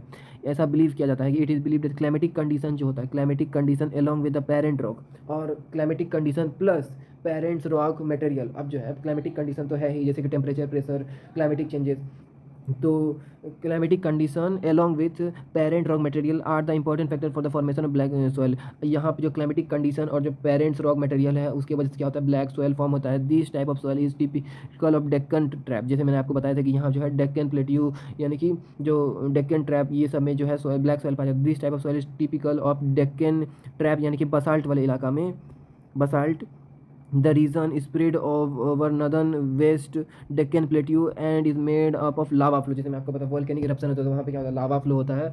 और जो ये आइडियल होता है बहुत ही ज़्यादा, ये मतलब कॉटन ग्रोथ के लिए रेगुलर सॉइल बोला जाता है, ब्लैक कलर का होता है। उसके बाद this type of soil typical of Deccan trap में पाया जाता है, यानी बसाल्ट वाले रीजन में spread over the northern west मतलब एरिया में फैला हुआ है। Deccan plateau is made up of lava flow की वजह से बना हुआ है। दे कवर द प्लेट्यू, ये जो है प्लेट्यू कवर करता है महाराष्ट्र वाले इलाका में। उसके बाद Saurashtra, Maharashtra it cover the plateau of Maharashtra वाले इलाका में। उसके बाद सौराष्ट्र यानी कि गुजरात वाले इलाका में, Malwa Madhya Pradesh and the Chhattisgarh and extend on the eastern west direction. और जो है उसके बाद ये एक्सटेंड हो गया है सदर्न ईस्ट वाले इलाका में along with the Godavari and Krishna valley की तरफ। तो ठीक है, इसके यहाँ पे जो है ये एक्सटेंड हो गया है सदर्न ईस्ट वाले डायरेक्शन में along with the Godavari and the Krishna valley में। ओके, ये होता है ब्लैक सॉयल, ब्लैक कलर का होता है ये सॉयल। और ये जो होता है कहाँ पे, जब लावा फ्लो की वजह से यानी कि वॉल्केनिक इरप्शन जब होता है तो उसके वजह से ये सॉयल पाया जाता है। ठीक, तो ये आइडियल होता है फॉर द कॉटन, इसीलिए इसका सॉयल का नाम है ब्लैक कॉटन सॉयल। अब थोड़ा सा और भी दिया हुआ है ब्लैक कॉटन सॉयल के बारे में। तो black soil is made up of extremely fine, ये क्या होता है, black soil are made up of extremely fine clay material. ये जो ब्लैक सॉइल आर मेड बनता है किससे, up of extremely fine clay material से। दे आर वेल नोन, वो क्या होता है, well known for their capacity to hold moisture. ये जो है अपने मॉइस्चर को क्या होता है, कैपेसिटी इसका बहुत ज़्यादा रहता है, यानी कि मॉइस्चर को, यानी कि ये जो सॉइल रहता है वो मॉइस्चर नहीं होने देता है। मॉइस्चर को ये क्या करता है कि कैपेसिटी इसका बहुत ज़्यादा रहता है कि मॉइस्चर को एब्जॉर्ब कर लेता है, जिसकी वजह से ये सॉइल कभी भी मतलब कि यहाँ पे गीला नहीं रहता है। In addition they are rich in soil nutrients, तो ये बहुत ज़्यादा रिच रहता है सॉइल न्यूट्रिएंट्स में, सच एज कैल्शियम कार्बोनेट में बहुत ज़्यादा रिच रहता है। उसके बाद मैग्नीशियम में बहुत ज़्यादा रिच है, क्योंकि जो है मिनरल सॉइल है, ये क्या है, मिनरल सॉइल है। Black soil is a mineral soil, यहाँ पे बहुत ज़्यादा मिनरल्स पाए जाते हैं, जैसे कि कार्बोनेट हो गया, मैग्नीशियम हो गया, potash and lime. Lime what is calcium carbonate is lime, तो CaCO3 क्या होता है, लाइम होता है। कैल्शियम कार्बोनेट को लाइम बोलते हैं। दीज, अब हम लोग पहले उसको ख़त्म कर देते हैं ये वाले लाइन को। This soil are generally poor, ये सॉइल जो होता है this soil generally poor in phosphoric content में। ये जो है यहाँ पे इस सॉइल में फॉस्फोरस नहीं मिलता है, यानी कि फॉस्फोरिक कंटेंट में ये क्या है, पुअर है। दे डेवलप डीप क्रैक्स, यहाँ पे जो, क्योंकि सॉइल में अगर फॉस्फोरस होगा ही नहीं तो सॉइल क्या होता है, इसमें क्रैक्स आने लगता है। दे डेवलप डीप क्रैक्स आने लगता है सॉइल में ड्यूरिंग हॉट वेदर। तो हॉट वेदर जब भी बहुत ज़्यादा गर्मी पड़ता है तो उसमें क्या होता है, सॉइल में क्रैक्स आ जाता है, which help in the proper, जिसकी वजह से क्या होता है, which help in the proper aeration of soil. उसमें क्या होता है, पानी डालना पड़ता है सॉइल में, प्रॉपर एरिएशन करना पड़ता है। दिस सॉइल आर स्टिकी, ये सॉइल होता है स्टिकी हो जाता है व्हेन वेट, जब, क्योंकि इसमें मॉइस्चर कैपेसिटी बहुत ज़्यादा रहता है, मॉइस्चर कंटेंट कैपेसिटी, यानी कि मॉइस्चर को ये जो है बहुत ज़्यादा एब्जॉर्ब कर सकता है, इसकी वजह से ये सॉइल स्टिकी हो जाता है, यानी कि चलने में जो है पैर वैर में चिपक जाता है। एंड डिफ़िकल्ट टू वर्क, यहाँ पे इस सॉइल में काम करना बहुत ज़्यादा मुश्किल होता है। On unless till immediately after the first shower और during the pre monsoon period, जिस टाइम पे बहुत ज़्यादा बारिश होता है, प्री मतलब फर्स्ट शावर और the during the pre monsoon time में, पीरियड में, ये जो है सॉइल पे काम करना बहुत ज़्यादा डिफिकल्ट होता है, क्योंकि जो सॉइल है वो स्टिकी हो जाता है वेट, जब भी बारिश पड़ता है। This soil are sticky when wet, जब भीगा रहता है। और जो मानसून का जो टाइम होता है और मतलब कि प्री मानसून पीरियड और जो सावर में बहुत ज़्यादा बारिश होता है, जिसकी वजह से सॉइल स्टिकी हो जाता है और डिफिकल्ट होता है यहाँ पे काम करना। अनटिल टिल इमीडिएटली आफ्टर, यानी कि इससे पहले ही काम करना पड़ता है, उसके बाद जो है जब सावर और जब प्री मानसून होता है तब इसमें काम करना बहुत ज़्यादा डिफिकल्ट हो जाता है। तो अब हम लोग देखेंगे कहाँ पे कौन सा सॉइल पाया जाता है। तो एक रिप्रेजेंटेशन है, ये वाला मेजर सॉइल टाइप है। तो यहाँ पे दिया हुआ है ये कौन कौन सा सॉइल होता है, तो फॉरेस्ट एंड माउंटेन सॉइल। तो यहाँ हम लोग देखेंगे तो ये जो है ये क्या है, फॉरेस्ट एंड माउंटेन सॉइल, ये क्या है, माउंटेन यहाँ पे है। तो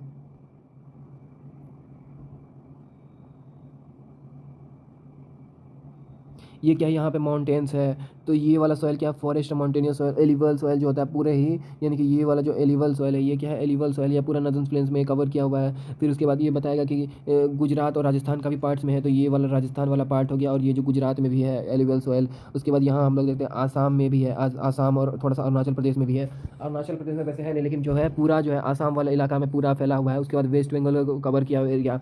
यहाँ पे क्या है कि जो फॉरेस्ट और माउंटेनियस सॉइल है वो माउंटेन्स वाले इलाका में, जैसे जम्मू एंड कश्मीर हो गया, लद्दाख हो गया, उसके बाद उत्तराखंड, उसके बाद यहाँ पे सिक्किम वाले पार्ट में है, उसके बाद यहाँ पे अरुणाचल प्रदेश वाले पार्ट में है। उसके बाद एलिवल सॉइल जो है वो पंजाब में है, पंजाब में, उसके बाद हरियाणा में, ये राजस्थान में है, गुजरात में है, पूरा का पूरा यूपी बिहार, उसके बाद यूपी बिहार हो गया, और क्या है कि यूपी हो गया, बिहार हो गया, झारखंड, सॉरी झारखंड नहीं, यहाँ पंजाब हो गया, यहाँ हरियाणा हो गया, यहाँ यूपी हो गया, बिहार हो गया, वेस्ट बंगाल हो गया, यहाँ गुजरात राजस्थान, ये सब में क्या है एलिवल। और इसने बताया था कि ईस्टर्न कोस्टल में भी, ईस्टर्न कोस्टल प्लेन में भी ये पाया जाता है। तो ये हो गया ईस्टर्न कोस्टल प्लेन, इधर ये सब में भी एलिवल सॉइल पाया जाता है। और क्या है, red and black soil.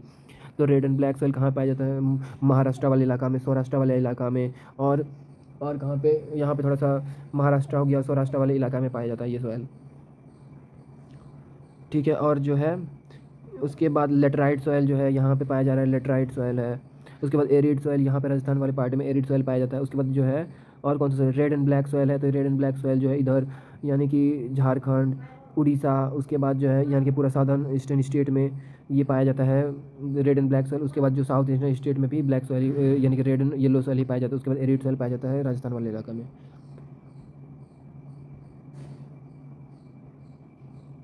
Red and yellow soil के बारे में, red and yellow soil, red soil develops on crystalline igneous rocks. ये जो रेड सॉइल है वो कहाँ पे डेवलप होता है, क्रिस्टलिन इग्नियस रॉक पे डेवलप होता है। इन एरियाज ऑफ लो रेनफॉल, जहाँ पे लो रेनफॉल होता है यानी कि बारिश कम होता है, वहाँ पे जो है वहीं पे रेड सॉइल पाया जाता है। In the eastern and the southern part of the Deccan plateau. ये जो इग्नियस रॉक है वो कहाँ पे पाया जाता है, डेक्कन प्लेट्यू पे पाया जाता है, क्योंकि जो डेक्कन प्लेट्यू फॉर्म होता है वो किससे होता है, लावा और जो वोल्केनिक इरप्शन होता है उससे वहाँ पे क्या फॉर्म होता है, इग्नियस रॉक फॉर्म होता है, जिसके वजह से वहाँ पे इग्नियस रॉक फॉर्म होता है। और क्या होता है, क्रिस्टलिन इग्नियस रॉक फॉर्म होता है, और वहाँ पे लो रेनफॉल होता है, और ये पाया जाता है ईस्टर्न और the southern part of Deccan plateau में, ठीक है। तो yellow and red soil are also found in the parts of Orissa. ये जो है उड़ीसा में पाया जाता है, Chhattisgarh, southern part of the middle Ganga plains, और जो है सदर्न पार्ट में पाया जाता है इंडिया का मिडिल गंगा प्लेन्स में, and along the piedmonts zone of the western Ghat. और जो पीडीमोंट जोन है वेस्टर्न घाट का, वहाँ पे पाया जाता है this soil develops reddish colour. ये जो सॉइल होता है वो रेडिश कलर डेवलप करता है due to diffusion of iron से। जब ये डिफ्यूज़ करता है यानी कि आयरन से जब ये रिएक्ट करता है तो ये जो है रेडिश कलर जो फॉर्म हो जाता है इन क्रिस्टलिन एंड मेटामॉर्फिक रॉक से। जब इसका डिफ्यूज़न होता है आयरन के साथ तो ये क्या होता है, रेडिश कलर में कन्वर्ट हो जाता है। इन क्रिस्टलिन एंड मेटामॉर्फिक रॉक पे ये जो है रेडिश कलर फॉर्म हो जाता है। It looks yellow when it comes in hydrated form. और जब हाइड्रेटेड फॉर्म यानी कि जब से पानी चला जाता है तो येलो कलर का ये दिखने लगता है। उसके बाद हम लोग पढ़ेंगे लेटराइट सॉइल के बारे में। Laterite soil has been derive from the Latin word. ये जो है लेटिन वर्ड से डिराइव हुआ है, लेटर यानी कि विच मीन्स ब्रिक।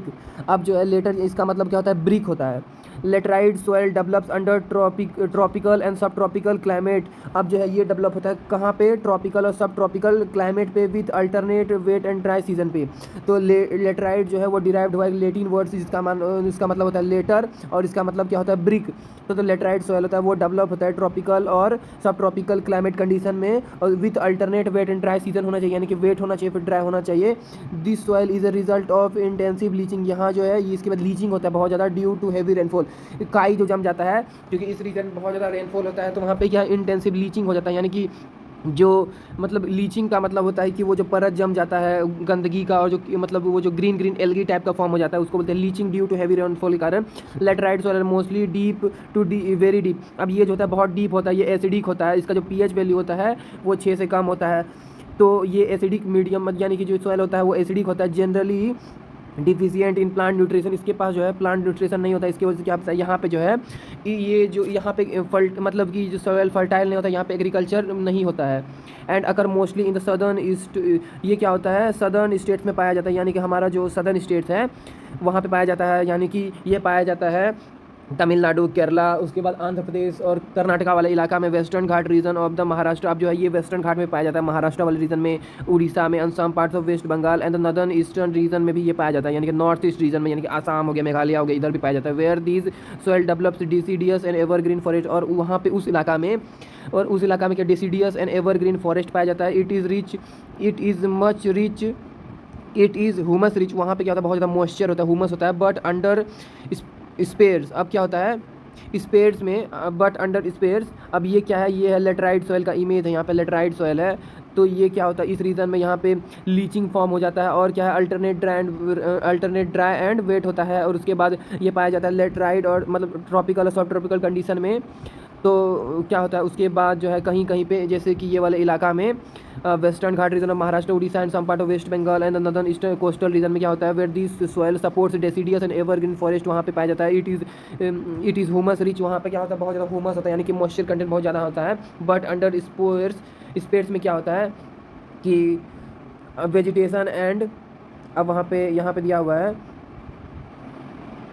कि vegetation and in semi arid environment it is generally मतलब कि ह्यूमस पुअर, और यहाँ पे जो है दिया हुआ है कि बट अंडर स्पेयर्स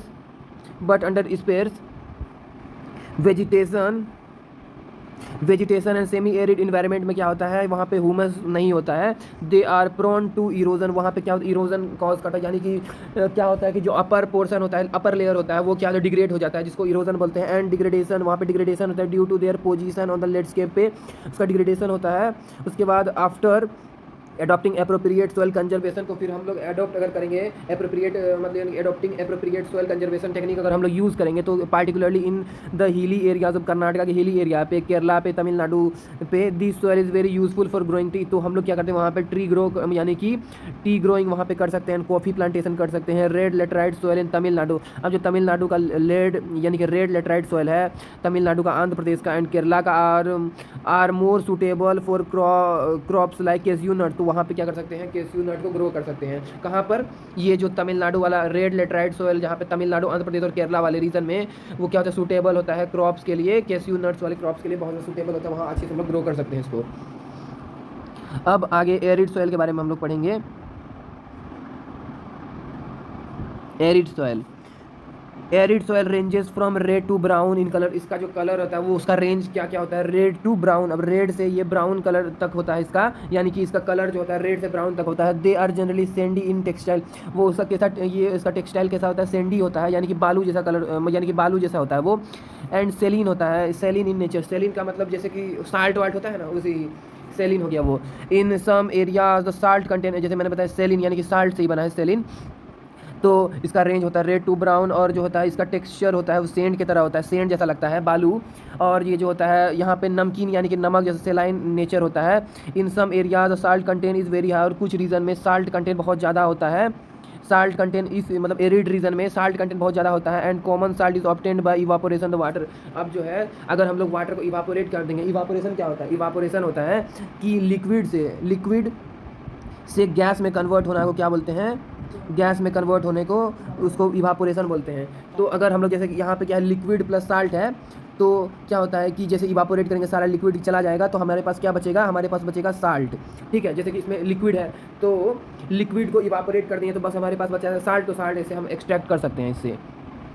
तो जहाँ साल्ट कंटेंट बहुत ज़्यादा होता है और कॉमन साल्ट ऑब्टेन किया जाता है evaporation the water due to dry climate, अब ड्राई क्लाइमेट की वजह से, dry climate high temperature evaporation is faster, तो क्या होता है अगर वहाँ पे ड्राई क्लाइमेट होता है और हाई टेम्परेचर होता है, यानी कि राजस्थान वाली इलाका में क्या होता है ड्राई क्लाइमेट होता है, हाई टेम्परेचर इवापोरेशन फास्टर होता है। And the soil lack humus, अब क्या होता है सोयल के पास जो होता है मॉइस्चर कंटेंट बहुत कम होता है, ह्यूमस यानी कि लैक ऑफ ह्यूमस, जो मॉइस्चर कंटेंट होता है और जो नमी होता है वो उसके पास नहीं रहता सोयल की वजह से। The lower horizon of the soil are occupied by kankar, अब जो लोअर हॉरिजन है वो ऑक्यूपाई करता है कानकर यानी कि महाराष्ट्र वाला रीजन जो है kankar region, because of the increasing calcium content downwards. अब वहाँ जो है कैल्शियम कंटेंट जो है बहुत कम है उस रीजन में। कौन सा? कांकर वाले जो रीजन है तो उसमें जो है कैल्शियम जो है कंटेंट उसका बहुत कम है। द कंकर रीजन फॉर्मेशन द कंकर layer formation in the bottom horizon restrict the infiltration. अब क्या होता है कि इन्फिल्ट्रेशन नहीं होता है, यानी कि जो पानी जो जमा है ज़मीन पे वो जो है नीचे नहीं जाता है, मतलब कि नीचे नहीं जाता है, इन्फिल्ट्रेशन नहीं होता, इन्फिल्ट्रेशन वाटर नहीं होता। आफ्टर प्रॉपर इरिगेशन, अगर प्रॉपर इरिगेशन किया गया यानी कि पानी दिया गया, दिस सॉयल बिकम कल्टिवेबल, तो वहाँ क्या अगर अच्छे से वहाँ पे पानी दिया गया, क्योंकि उस रीजन में क्या होता है हाई टेम्परेचर ड्राई क्लाइमेट होता है, हाई टेम्परेचर इवापोरेशन फास्टर होता है, तो इसमें मॉइस्चर और जो है ह्यूमिडिटी नहीं होता है सॉयल में, यानी कि पानी होल्ड करने का कैपेसिटी नहीं होता है। अगर हम लोग जो है अगर उसमें इरिगेशन फैसिलिटी अच्छा करें, प्रॉपर इरिगेशन दे, तो दिस सॉयल बिकम कल्टिवेबल, तो वहाँ पे हम लोग जो है सॉयल कल्टिवेबल हो सकता है, वहाँ पे एग्रीकल्चर हो सकता है, as they have been case of western Rajasthan. तो अगर अच्छे से इरिगेशन फैसिलिटी अगर पानी दिया जाए तो यहाँ पे सॉयल क्या कल्टिवेबल हो सकता है और यहाँ पे इरिगेशन किया जा सकता है इस रीजन में। जैसे कि राजस्थान का इलाका जो है वहाँ पे एरिड सॉयल पाया जाता है, वो क्या है एरिड रीजन है वो, वहाँ पे बंजर ज़मीन जो होता है वहाँ पे सेंड रहता है, क्योंकि ये जो है सैंडी टेक्सटाइल है, तो हम लोग जानते हैं कि राजस्थान का जो थार डेजर्ट है वहाँ पे क्या है सेंड है और वहाँ पे ड्राई क्लाइमेट है, हाई टेम्परेचर है, इवापोरेशन बहुत ज़्यादा होता है, तो उसके वजह से सॉयल में नमी नहीं रहता, मॉइस्चर कंटेंट नहीं होता। अगर हम लोग वहाँ पर पानी दिया जाए तो वहाँ हम लोग जो है कल्टिवेट कर सकते हैं, सॉयल को कल्टिवेबल बना सकते हैं। अब ये जो है ये एरिड सॉइल राजस्थान का जो है ये थार डेजर्ट वाला जो रीजन है, तो यहाँ पे कुछ कुछ जगह पेड़ लगा हुआ है, क्योंकि जो अच्छे फैसिलिटी दिया गया है वहाँ, उसके वजह से क्या हो कि पूरा तो ज़मीन ऐसे बंजर ही है, लेकिन कहीं कहीं पे अगर मॉइस्चर कंटेंट है तो यहाँ पे पेड़ वेड़ दिखाई जा रहा है। अब हम लोग पढ़ेंगे फॉरेस्ट सॉइल के बारे में, तो हम लोग पढ़ते हैं इसके बारे में।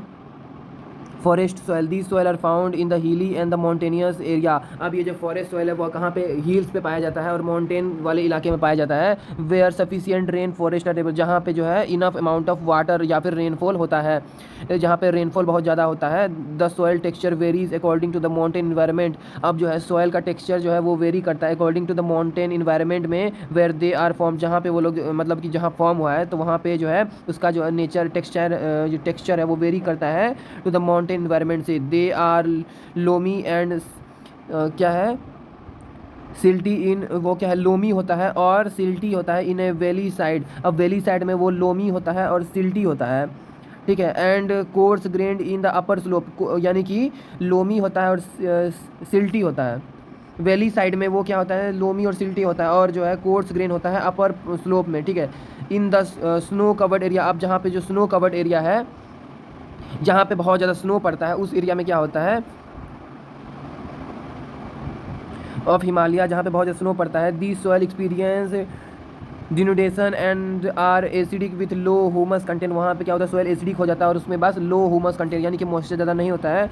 The soil formed in the lower part of the valley particularly on the river terraces and alluvial fans are fertile. अब क्या बताया जा रहा है कि the soil found in the lower part में जो है, यानी कि लोअर पार्ट में जो सॉयल फॉर्म्ड होता है मतलब कि वैली साइड में, तो वहाँ पे क्या होता है ऑन द रिवर टेरेसेस पे and alluvial fans are fertile, तो वहाँ पे क्या होता है फर्टाइल होता है, एल्यूवल फेंस होता है, एल्यूवल सॉयल होता है और वो जो सॉयल होता है फर्टाइल होता है।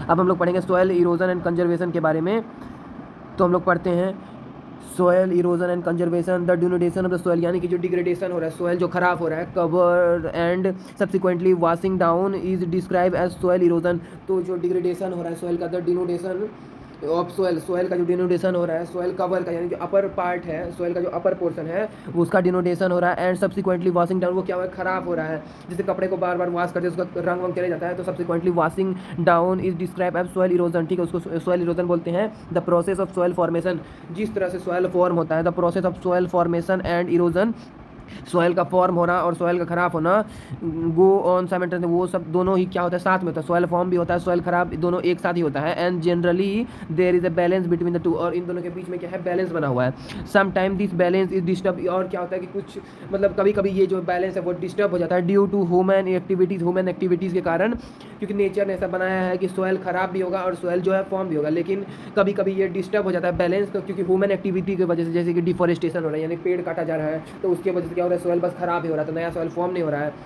ओवर ग्रेजिंग हो रहा है, उसके बाद कंस्ट्रक्शन हो रहा है, माइनिंग हो रहा है, वाइल द नेचुरल फोर्सेज, अब नेचुरल फोर्सेज भी एक्ट करते हैं, लाइक विंड चल रहा है तो उसकी वजह से पेड़ क्या होता है, कभी कभी जो है आंधी तूफान आता है तो पेड़ गिर जाता है। उसके बाद ग्लेशियर, अगर मतलब कि बर्फ बहुत ज़्यादा पड़ रहा है तो उसकी वजह से पेड़ भी खराब हो जाता है और जो है मिट्टी विट्टी खराब हो जाता है। और water leads to soil erosion, और जो बाढ़ आ जाता है तो उसकी वजह से भी सॉइल खराब होता है, क्योंकि जो अपर पोर्शन है वो किरोड हो जाता है, जिसके वजह से सॉयल इरोजन होता है। The running water cuts through the clay soil, अब क्या होता है रनिंग वाटर क्या करता है, कट कर देता है क्ले सॉयल को, यानी कि बीच से जो है जाता है, इसको इरोड करते हुए जाता है। जो रनिंग वाटर जब बाढ़ बाढ़ आता है तो उसमें क्या होता है कि क्ले सॉयल को वो कट करते हुए जाता है। The running water cuts through the clay soil and makes deep channel, वहाँ पे डीप चैनल बना देता है एज गुलीज, तो गुलीज वहाँ पे फॉर्म होता है। The land become unfit for cultivation, वहाँ पे तब जो है कि वो जो कट कर देता है क्ले सॉइल को और डीप चैनल बना देता है, तो उसके वजह से जिसको बोलते हैं गुलीज, तो उसके वजह से क्या होता है कि the land become unfit for cultivation, तो वहाँ पे कल्टीवेट नहीं किया तो वो फर्टाइल नहीं रहता है। And are known as bad land, उसको बैड लैंड बोला जाता है, क्योंकि वहाँ पे जो है कल्टिवेबल अब नहीं हो सकता, वहाँ पे जो एग्रीकल्चर नहीं हो सकता है, वो जो लैंड है अभी फर्टाइल नहीं रहा। In the Chambal region, Chambal यानी कि मध्य प्रदेश वाला जो रीजन है, इन द चंबल बेसिन, जो चंबल बेसिन है, in the Chambal basin such lands are called ravines, तो उसको क्या बोलते हैं, रेविन्स बोलते हैं। चंबल रीजन में basin such as land are called ravines, उसको बोला जाता है। Sometimes water flow as a street, और वाटर कभी कभी स्ट्रीट में फ्लो करता है, street over the large area down a slope, तो कभी कभी जो है सॉयल वाटर जो है वो फ्लो करता है सीट में, ओवर लार्ज एरिया में फ्लो करता है down a slope. In such cases the top, और इस केसेस में क्या होता है टॉप जो रहता है, यानी कि ये जो है सॉयल इरोड हो रहा है, अब यहाँ बाढ़ आ गया है तो ये क्या हो रहा है, ये सॉयल जो है वहाँ पे क्या इरोड हो रहा है, वो जो है सॉयल ख़राब हो रहा है। और यहाँ पे क्या है गुली इरोजन, अब क्या होता है कि यहाँ जो गुली इरोजन यहाँ इसके बारे में दिया हुआ है, यहाँ पे गुलीज जो है, तो क्या होता है the running water cuts through the clay soil को कट करते हुए जब पानी मतलब कि बाढ़ आ गया है तो क्या होता है कि जो क्ले सॉइल को कट करते हुए जाता है और मेक ए डीप चैनल बना जिसको हम लोग गुलीज बोलते हैं। यहाँ पे जो इमेज दिया हुआ गुलीज का है तो ये क्या है पूरा क्ले सॉइल है, और यहाँ पे जब वाटर जब कि बाढ़ आ गया है तो क्या होता है कि वाटर इसको कट करते हुए जाता है और ये क्या होता है गुलीज फॉर्म हो जाता है। यहाँ पे क्या होता है कि नैरो चैनल बन जाता है और वो जो है सॉइल इरोड हो जाता है, उसको गुलीज बोला जाता है, GULLI, गुलीज फॉर्म हो जाता है। ये जो जब भी बारिश बाढ़ आता है तो वो जो है यानी कि क्ले सॉइल को जो है कट करते हुए चैनल्स में जाता है, जिसको बोलते हैं गुलीज। अब देखें सॉइल इज वास्ट, सॉइल जो है ख़राब हो जाता है,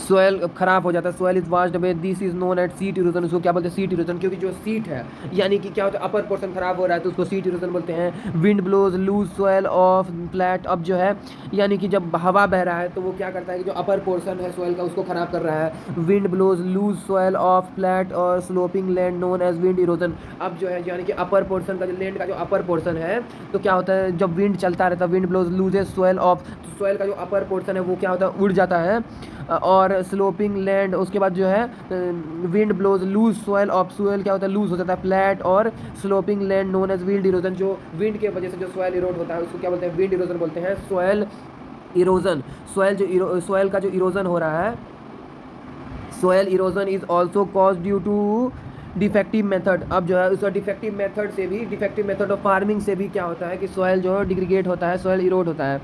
तो क्या बताया soil erosion also cause due to the defective methods of farming की वजह से भी सॉयल इरोड हो रहा है।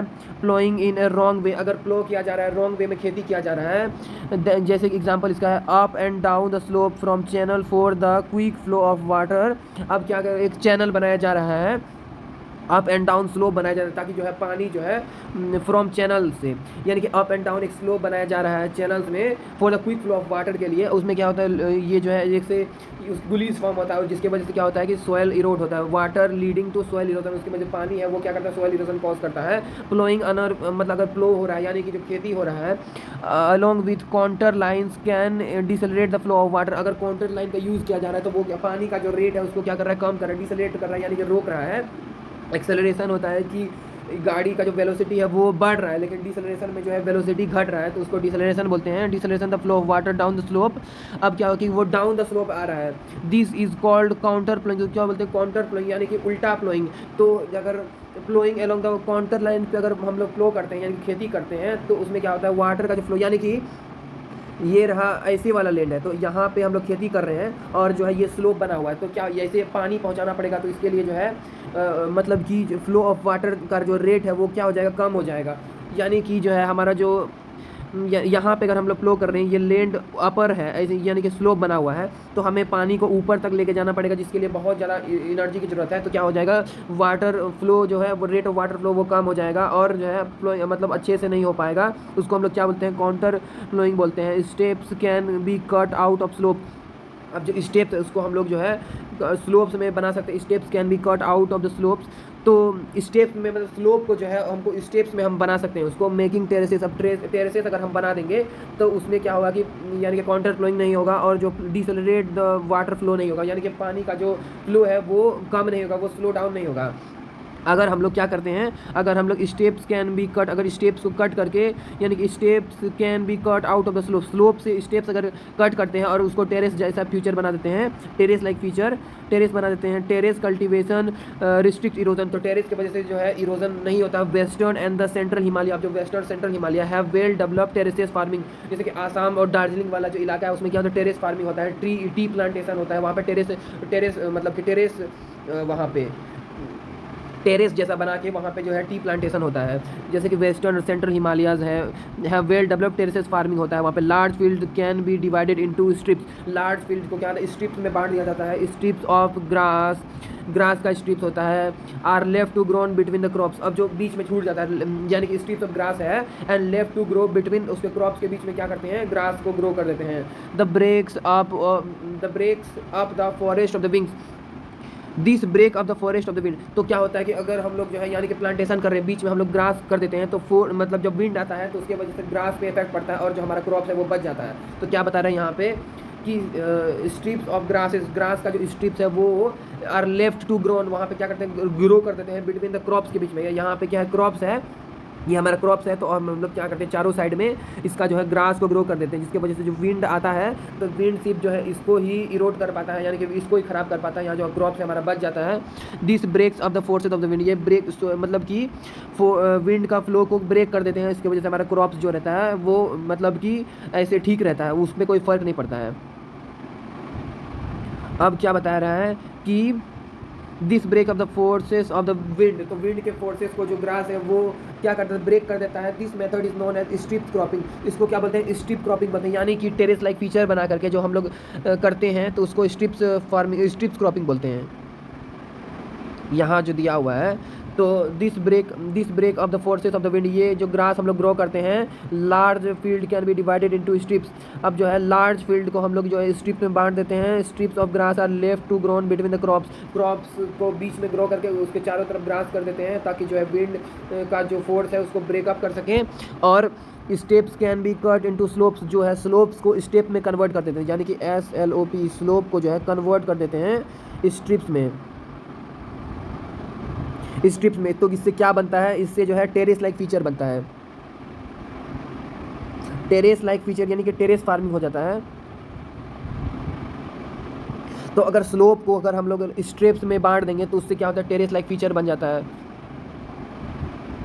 तो यहाँ पे बताया गया step can be cut off the slope, slope से जो स्टेप बनाया जाता है। Making terraces cultivation restrict erosion, तो टेरेस कल्टीवेशन क्या होता है, रिस्ट्रिक्ट करता है सॉइल इरोजन को, और यहाँ पे वेस्टर्न और सेंट्रल हिमालय पे वो डेवलप किया जाता है। टेरेस फार्मिंग, लार्ज फील्ड को डिवाइड किया जाता है स्ट्रिप्स में, स्ट्रिप्स मतलब ग्रास को बीच में ऐड कर दिया जाता है, ये क्या करता है, फोर्स को ब्रेकअप कर देता है उसको। This method is known as strip cropping, तो क्या बोलते हैं, क्योंकि स्ट्रिप में अगर क्रॉप्स कर रहे हैं तो स्ट्रिप में हम लोग क्या किए, स्लोप को स्ट्रिप में कन्वर्ट किए, तो अब हम लोग स्ट्रिप पे ये कर रहे हैं, क्रॉप कर रहे हैं, तो इसको क्या बोलते हैं, स्ट्रिप क्रॉपिंग।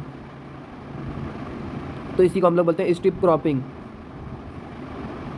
और क्या है, planting lines of tree to create shelter also work in a similar way, तो planting line of tree to create shelter, तो अगर हम लोग ये जो लार्ज फील्ड है उसमें हम लोग चारों तरफ प्लांटिंग ट्री का यूज़ करते हैं तो वो क्या करता है कि हमें शेल्टर देता है।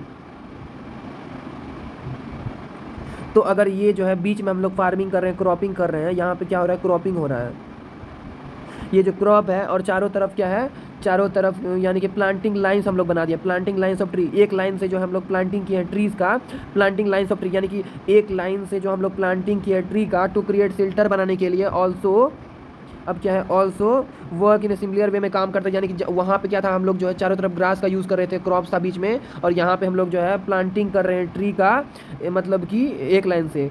तो सिमिलर वे में काम करता है। Rows of such trees are called shelter belts. तो रोज ऑफ सच, ये जो ट्री का जो ये रोज है उसको क्या बोलते हैं, शेल्टर बेल्ट बोलते हैं, क्योंकि ये जो है हमें शेल्टर प्रोवाइड करता है, तो इसको हम लोग क्या बोलते हैं, शेल्टर बेल्ट बोलते हैं। This shelter belts have contributed significantly to the stabilization of sand dunes. तो ये क्या करता है, सोयल को, स्टेबलाइजेशन क्या होता है, सोयल की प्रॉपर्टी को इंक्रीज करने वाले को क्या बोलते हैं, स्टेबलाइजेशन ऑफ सोयल बोलते हैं। तो स्टेबलाइजेशन क्या होता है कि अगर सोयल को जो है, सोयल की प्रॉपर्टी को हम लोग जो है बढ़ा देते हैं, सोयल को अच्छा बना देते हैं, तो उसको सोयल स्टेबलाइजेशन बोला जाता है। और इसके वजह से क्या होता है, सोयल स्टेबलाइजेशन होता है सैंड ड्यून्स के, sand dunes and in the stabilize the desert in the western area. और जो है stabilization of sand dunes and stabilizing the desert in the western area. और वेस्टर्न इंडिया में यानी कि राजस्थान वाले इलाका में क्या करते हैं कि मतलब कि सब डेजर्ट में भी अगर हम लोग पेड़ वेड़ को लगा दिया जाए रो से, तो वहाँ भी क्या कर सकते हैं, हम लोग सॉइल स्टेबलाइजेशन कर सकते हैं और सॉइल को हम लोग इरोड होने से बचा सकते हैं। तो ये चैप्टर यहीं पे कंप्लीट होता है, लेकिन इससे पहले हम लोग देख लेते थे कुछ क्वेश्चन आंसर। तो हम लोग जिसका क्वेश्चन आंसर देखेंगे, कुछ क्वेश्चन दिया हुआ है नीचे एक्सरसाइज में, तो हम लोग इसको पढ़ेंगे और इसको सॉल्व करेंगे। क्या है पहला क्वेश्चन, पहला क्वेश्चन है विच of the following is the main causes of the land degradation इन पंजाब। पंजाब में क्या होता है, पंजाब में किसके वजह से जो है डिग्रेडेशन होता है, ओवर इरिगेशन। इसका यानी कि पंजाब में क्या होता है कि ओवर इरिगेशन होता है, जिसके वजह से जो सॉइल है वो ख़राब हो जा रहा है। पंजाब में क्या है कि 5 नदी है, यानी कि झेलम, चेनाब, रावी, सतलज, बीस, ये वहाँ से जो इंदुस पास होता है, तो वहाँ पे ओवर इरिगेशन बहुत ज़्यादा होता है। तो यहाँ इसका जो एग्जांपल है, पंजाब में क्या होता है, पंजाब में ओवर इरिगेशन होता है, ठीक है, इसका आंसर ये है। और ओवर ग्राजिंग कहाँ होता है, महाराष्ट्र में ओवर ग्राजिंग होता है, यानी कि महाराष्ट्र। तो अगर ओवर ग्रेजिंग का बात करें तो वो होता है महाराष्ट्र में, महाराष्ट्र में ओवर ग्रेजिंग होता है। और जो है ओवर इरिगेशन होता है पंजाब में, क्योंकि वहाँ जो है 5 नदी है, ठीक है। तो इसका आंसर क्या है, लैंड डिग्रेडेशन होता है पंजाब में ओवर इरिगेशन की वजह से। In which of the following state is terrace cultivation practice, किस स्टेट में जो है टेरेस कल्टीवेशन किया जाता है। तो टेरेस कल्टीवेशन किया जाता है उत्तराखंड, क्योंकि ये जो है पहाड़ी इलाका है, तो यहाँ पे जो है टेरेस लाइक फीचर बनाया जाता है, यानी कि स्लोप्स को कट करके, स्लोप्स जो होता है उसको कट करके स्ट्रिप फॉर्म किया जाता है, स्ट्रिप फॉर्म किया जाता है वो। और स्ट्रिप, ये जो प्रोसेस है इसको क्या बोलते हैं, इसको बोलते हैं टेरेस बना दिया जाता है, उसको क्या बोलते हैं, इस प्रोसेस को टेरेस बोलते हैं। तो वहाँ पे उत्तराखंड में क्या होता है, टेरेस कल्टीवेशन होता है। In which of the following state black soil is prominently found. और ब्लैक सॉइल कहाँ, ब्लैक सॉइल पाया जाता है महाराष्ट्र में, महाराष्ट्र में ब्लैक सॉइल पाया जाता है, ठीक है। और हम लोग देखते हैं यहाँ पे, अगर हम लोग देखेंगे तो जैसे कि ये उत्तर प्रदेश में कौन सा सॉइल पाया जाता है, यहाँ पे पाया जाता है alluvial soil.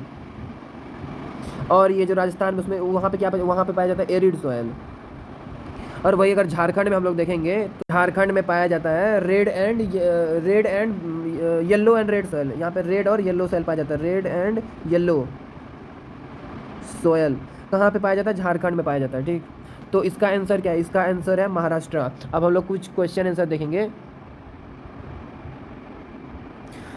Name the following question, ये 30 वर्ड्स में। Name 3 state having black soil and the crops which is mainly grown on it. अब बताना है name 3 state having black soil, किस किस स्टेट में पाया जाता है।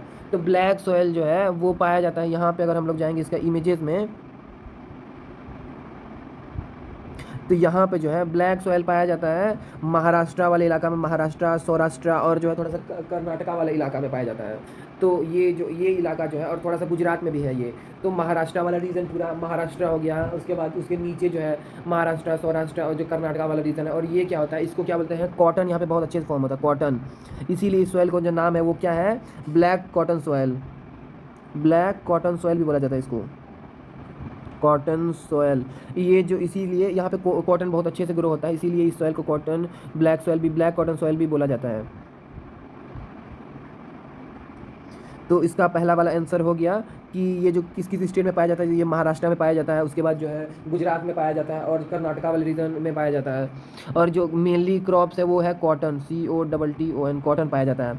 Which type of soil is found on the river deltas of the eastern Ghat. Eastern Ghat में कौन सा soil, give 3 main feature of this types of soil. इसका 3 फीचर बताना है। तो what type of soil is found on the river deltas of eastern coast पे कौन सा सॉइल पाया जाता है, और जो है give three features of the give three main feature of this type of soil. तो हम लोग देखते हैं इमेज में जाके कि कौन सा ईस्टर्न घाट पे कौन सा सॉइल पाया जाता है। यहाँ जो है ईस्टर्न घाट पे, ये जो है ईस्टर्न घाट है, ये कौन सा है, वेस्टर्न घाट है, वेस्टर्न घाट। और ये कौन सा है, ये है ईस्टर्न घाट।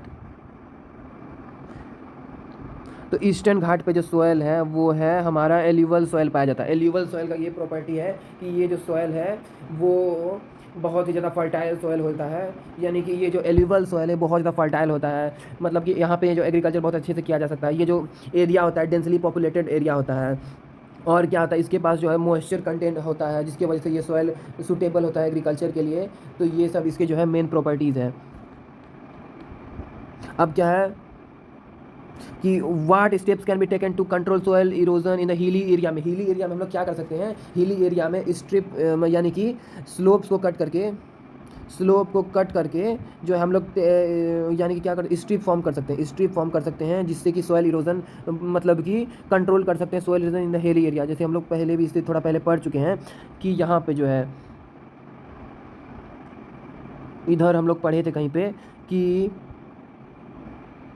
ये जो हिली रीजन है, तो यहाँ पे terrace cultivation restrict soil terrace cultivation restrict erosion करता है, और जो है western central have developed terrace farming. अब जो है यहाँ पे हिमालय रीजन, हिली रीजन का बात हो रहा है, तो वहाँ पे टेरेस फार्मिंग बहुत ही ज़्यादा डेवलप हो गया और वो करता है, रिस्ट्रिक्ट करता है इरोजन को। तो इसका आंसर क्या हो जाएगा, टेरेस कल्टीवेशन। अगर हम लोग करेंगे वो स्टेप्स क्या लेना चाहिए हिली रीजन में, तो हिली रीजन में जो है टेरेस फार्मिंग करना चाहिए, यानी कि टेरेस कल्टीवेशन करना चाहिए।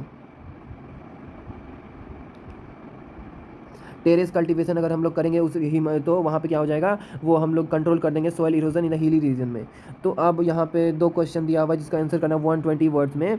तो explain land use pattern. Land use pattern क्या होता है, India and why has the land under forest not increase much since 1960। Explain land use pattern क्या है इन इंडिया में, and why has the land under forest, और why has the land under forest not increase नहीं हुआ है since 1960 to 61 में। और जो है क्या है, how have how have how have technical and economical develop lead to improve consumption of resource. और कैसे जब टेक्नोलॉजी और इकोनॉमिक डेवलपमेंट है lead to more consumption of resources. अब जो टेक्नोलॉजी होता है तो वहाँ पे क्या होता है, इंडस्ट्रीज बनते हैं जिसमें और भी रिसोर्सेज का यूज़ होता है। तो वहाँ पे टेक्नोलॉजी और जो इकोनॉमिक डेवलप होते हैं, जैसे कि यहाँ मान लीजिए कि टेक्नोलॉजी फॉर्म हो रहा है, जैसे कि इंडस्ट्री बन रहा है और बहुत सारे जो साइबर सिटीज़ बन रहे हैं, तो वहाँ पे बहुत सारे रिसोर्सेज का यूज़ होता है, ताकि उस सिटीज़ को डेवलप करने के लिए बहुत सारे रिसोर्सेज जो है, जैसे कि मिनरल्स का यूज़ होता है, वहाँ पे वाटर यूज़ होता है, सीमेंट्स यूज़ होता है, तो वहाँ पे जो है कंजम्पशन बढ़ जाता है। टेक्निकल और जो इकोनॉमिक डेवलपमेंट होता है तो वहाँ पे मोर कंजम्पशन होता है रिसोर्सेज का, यानी कि वाटर रिसोर्स, सॉइल रिसोर्स और भी बहुत सारे रिसोर्सेज का यूज़ होता है, तो उस चीज़ को सॉल्व करने में। तो यहाँ पे हमारा पूरा चैप्टर कंप्लीट होता है। मिलते हैं नेक्स्ट वीडियो में।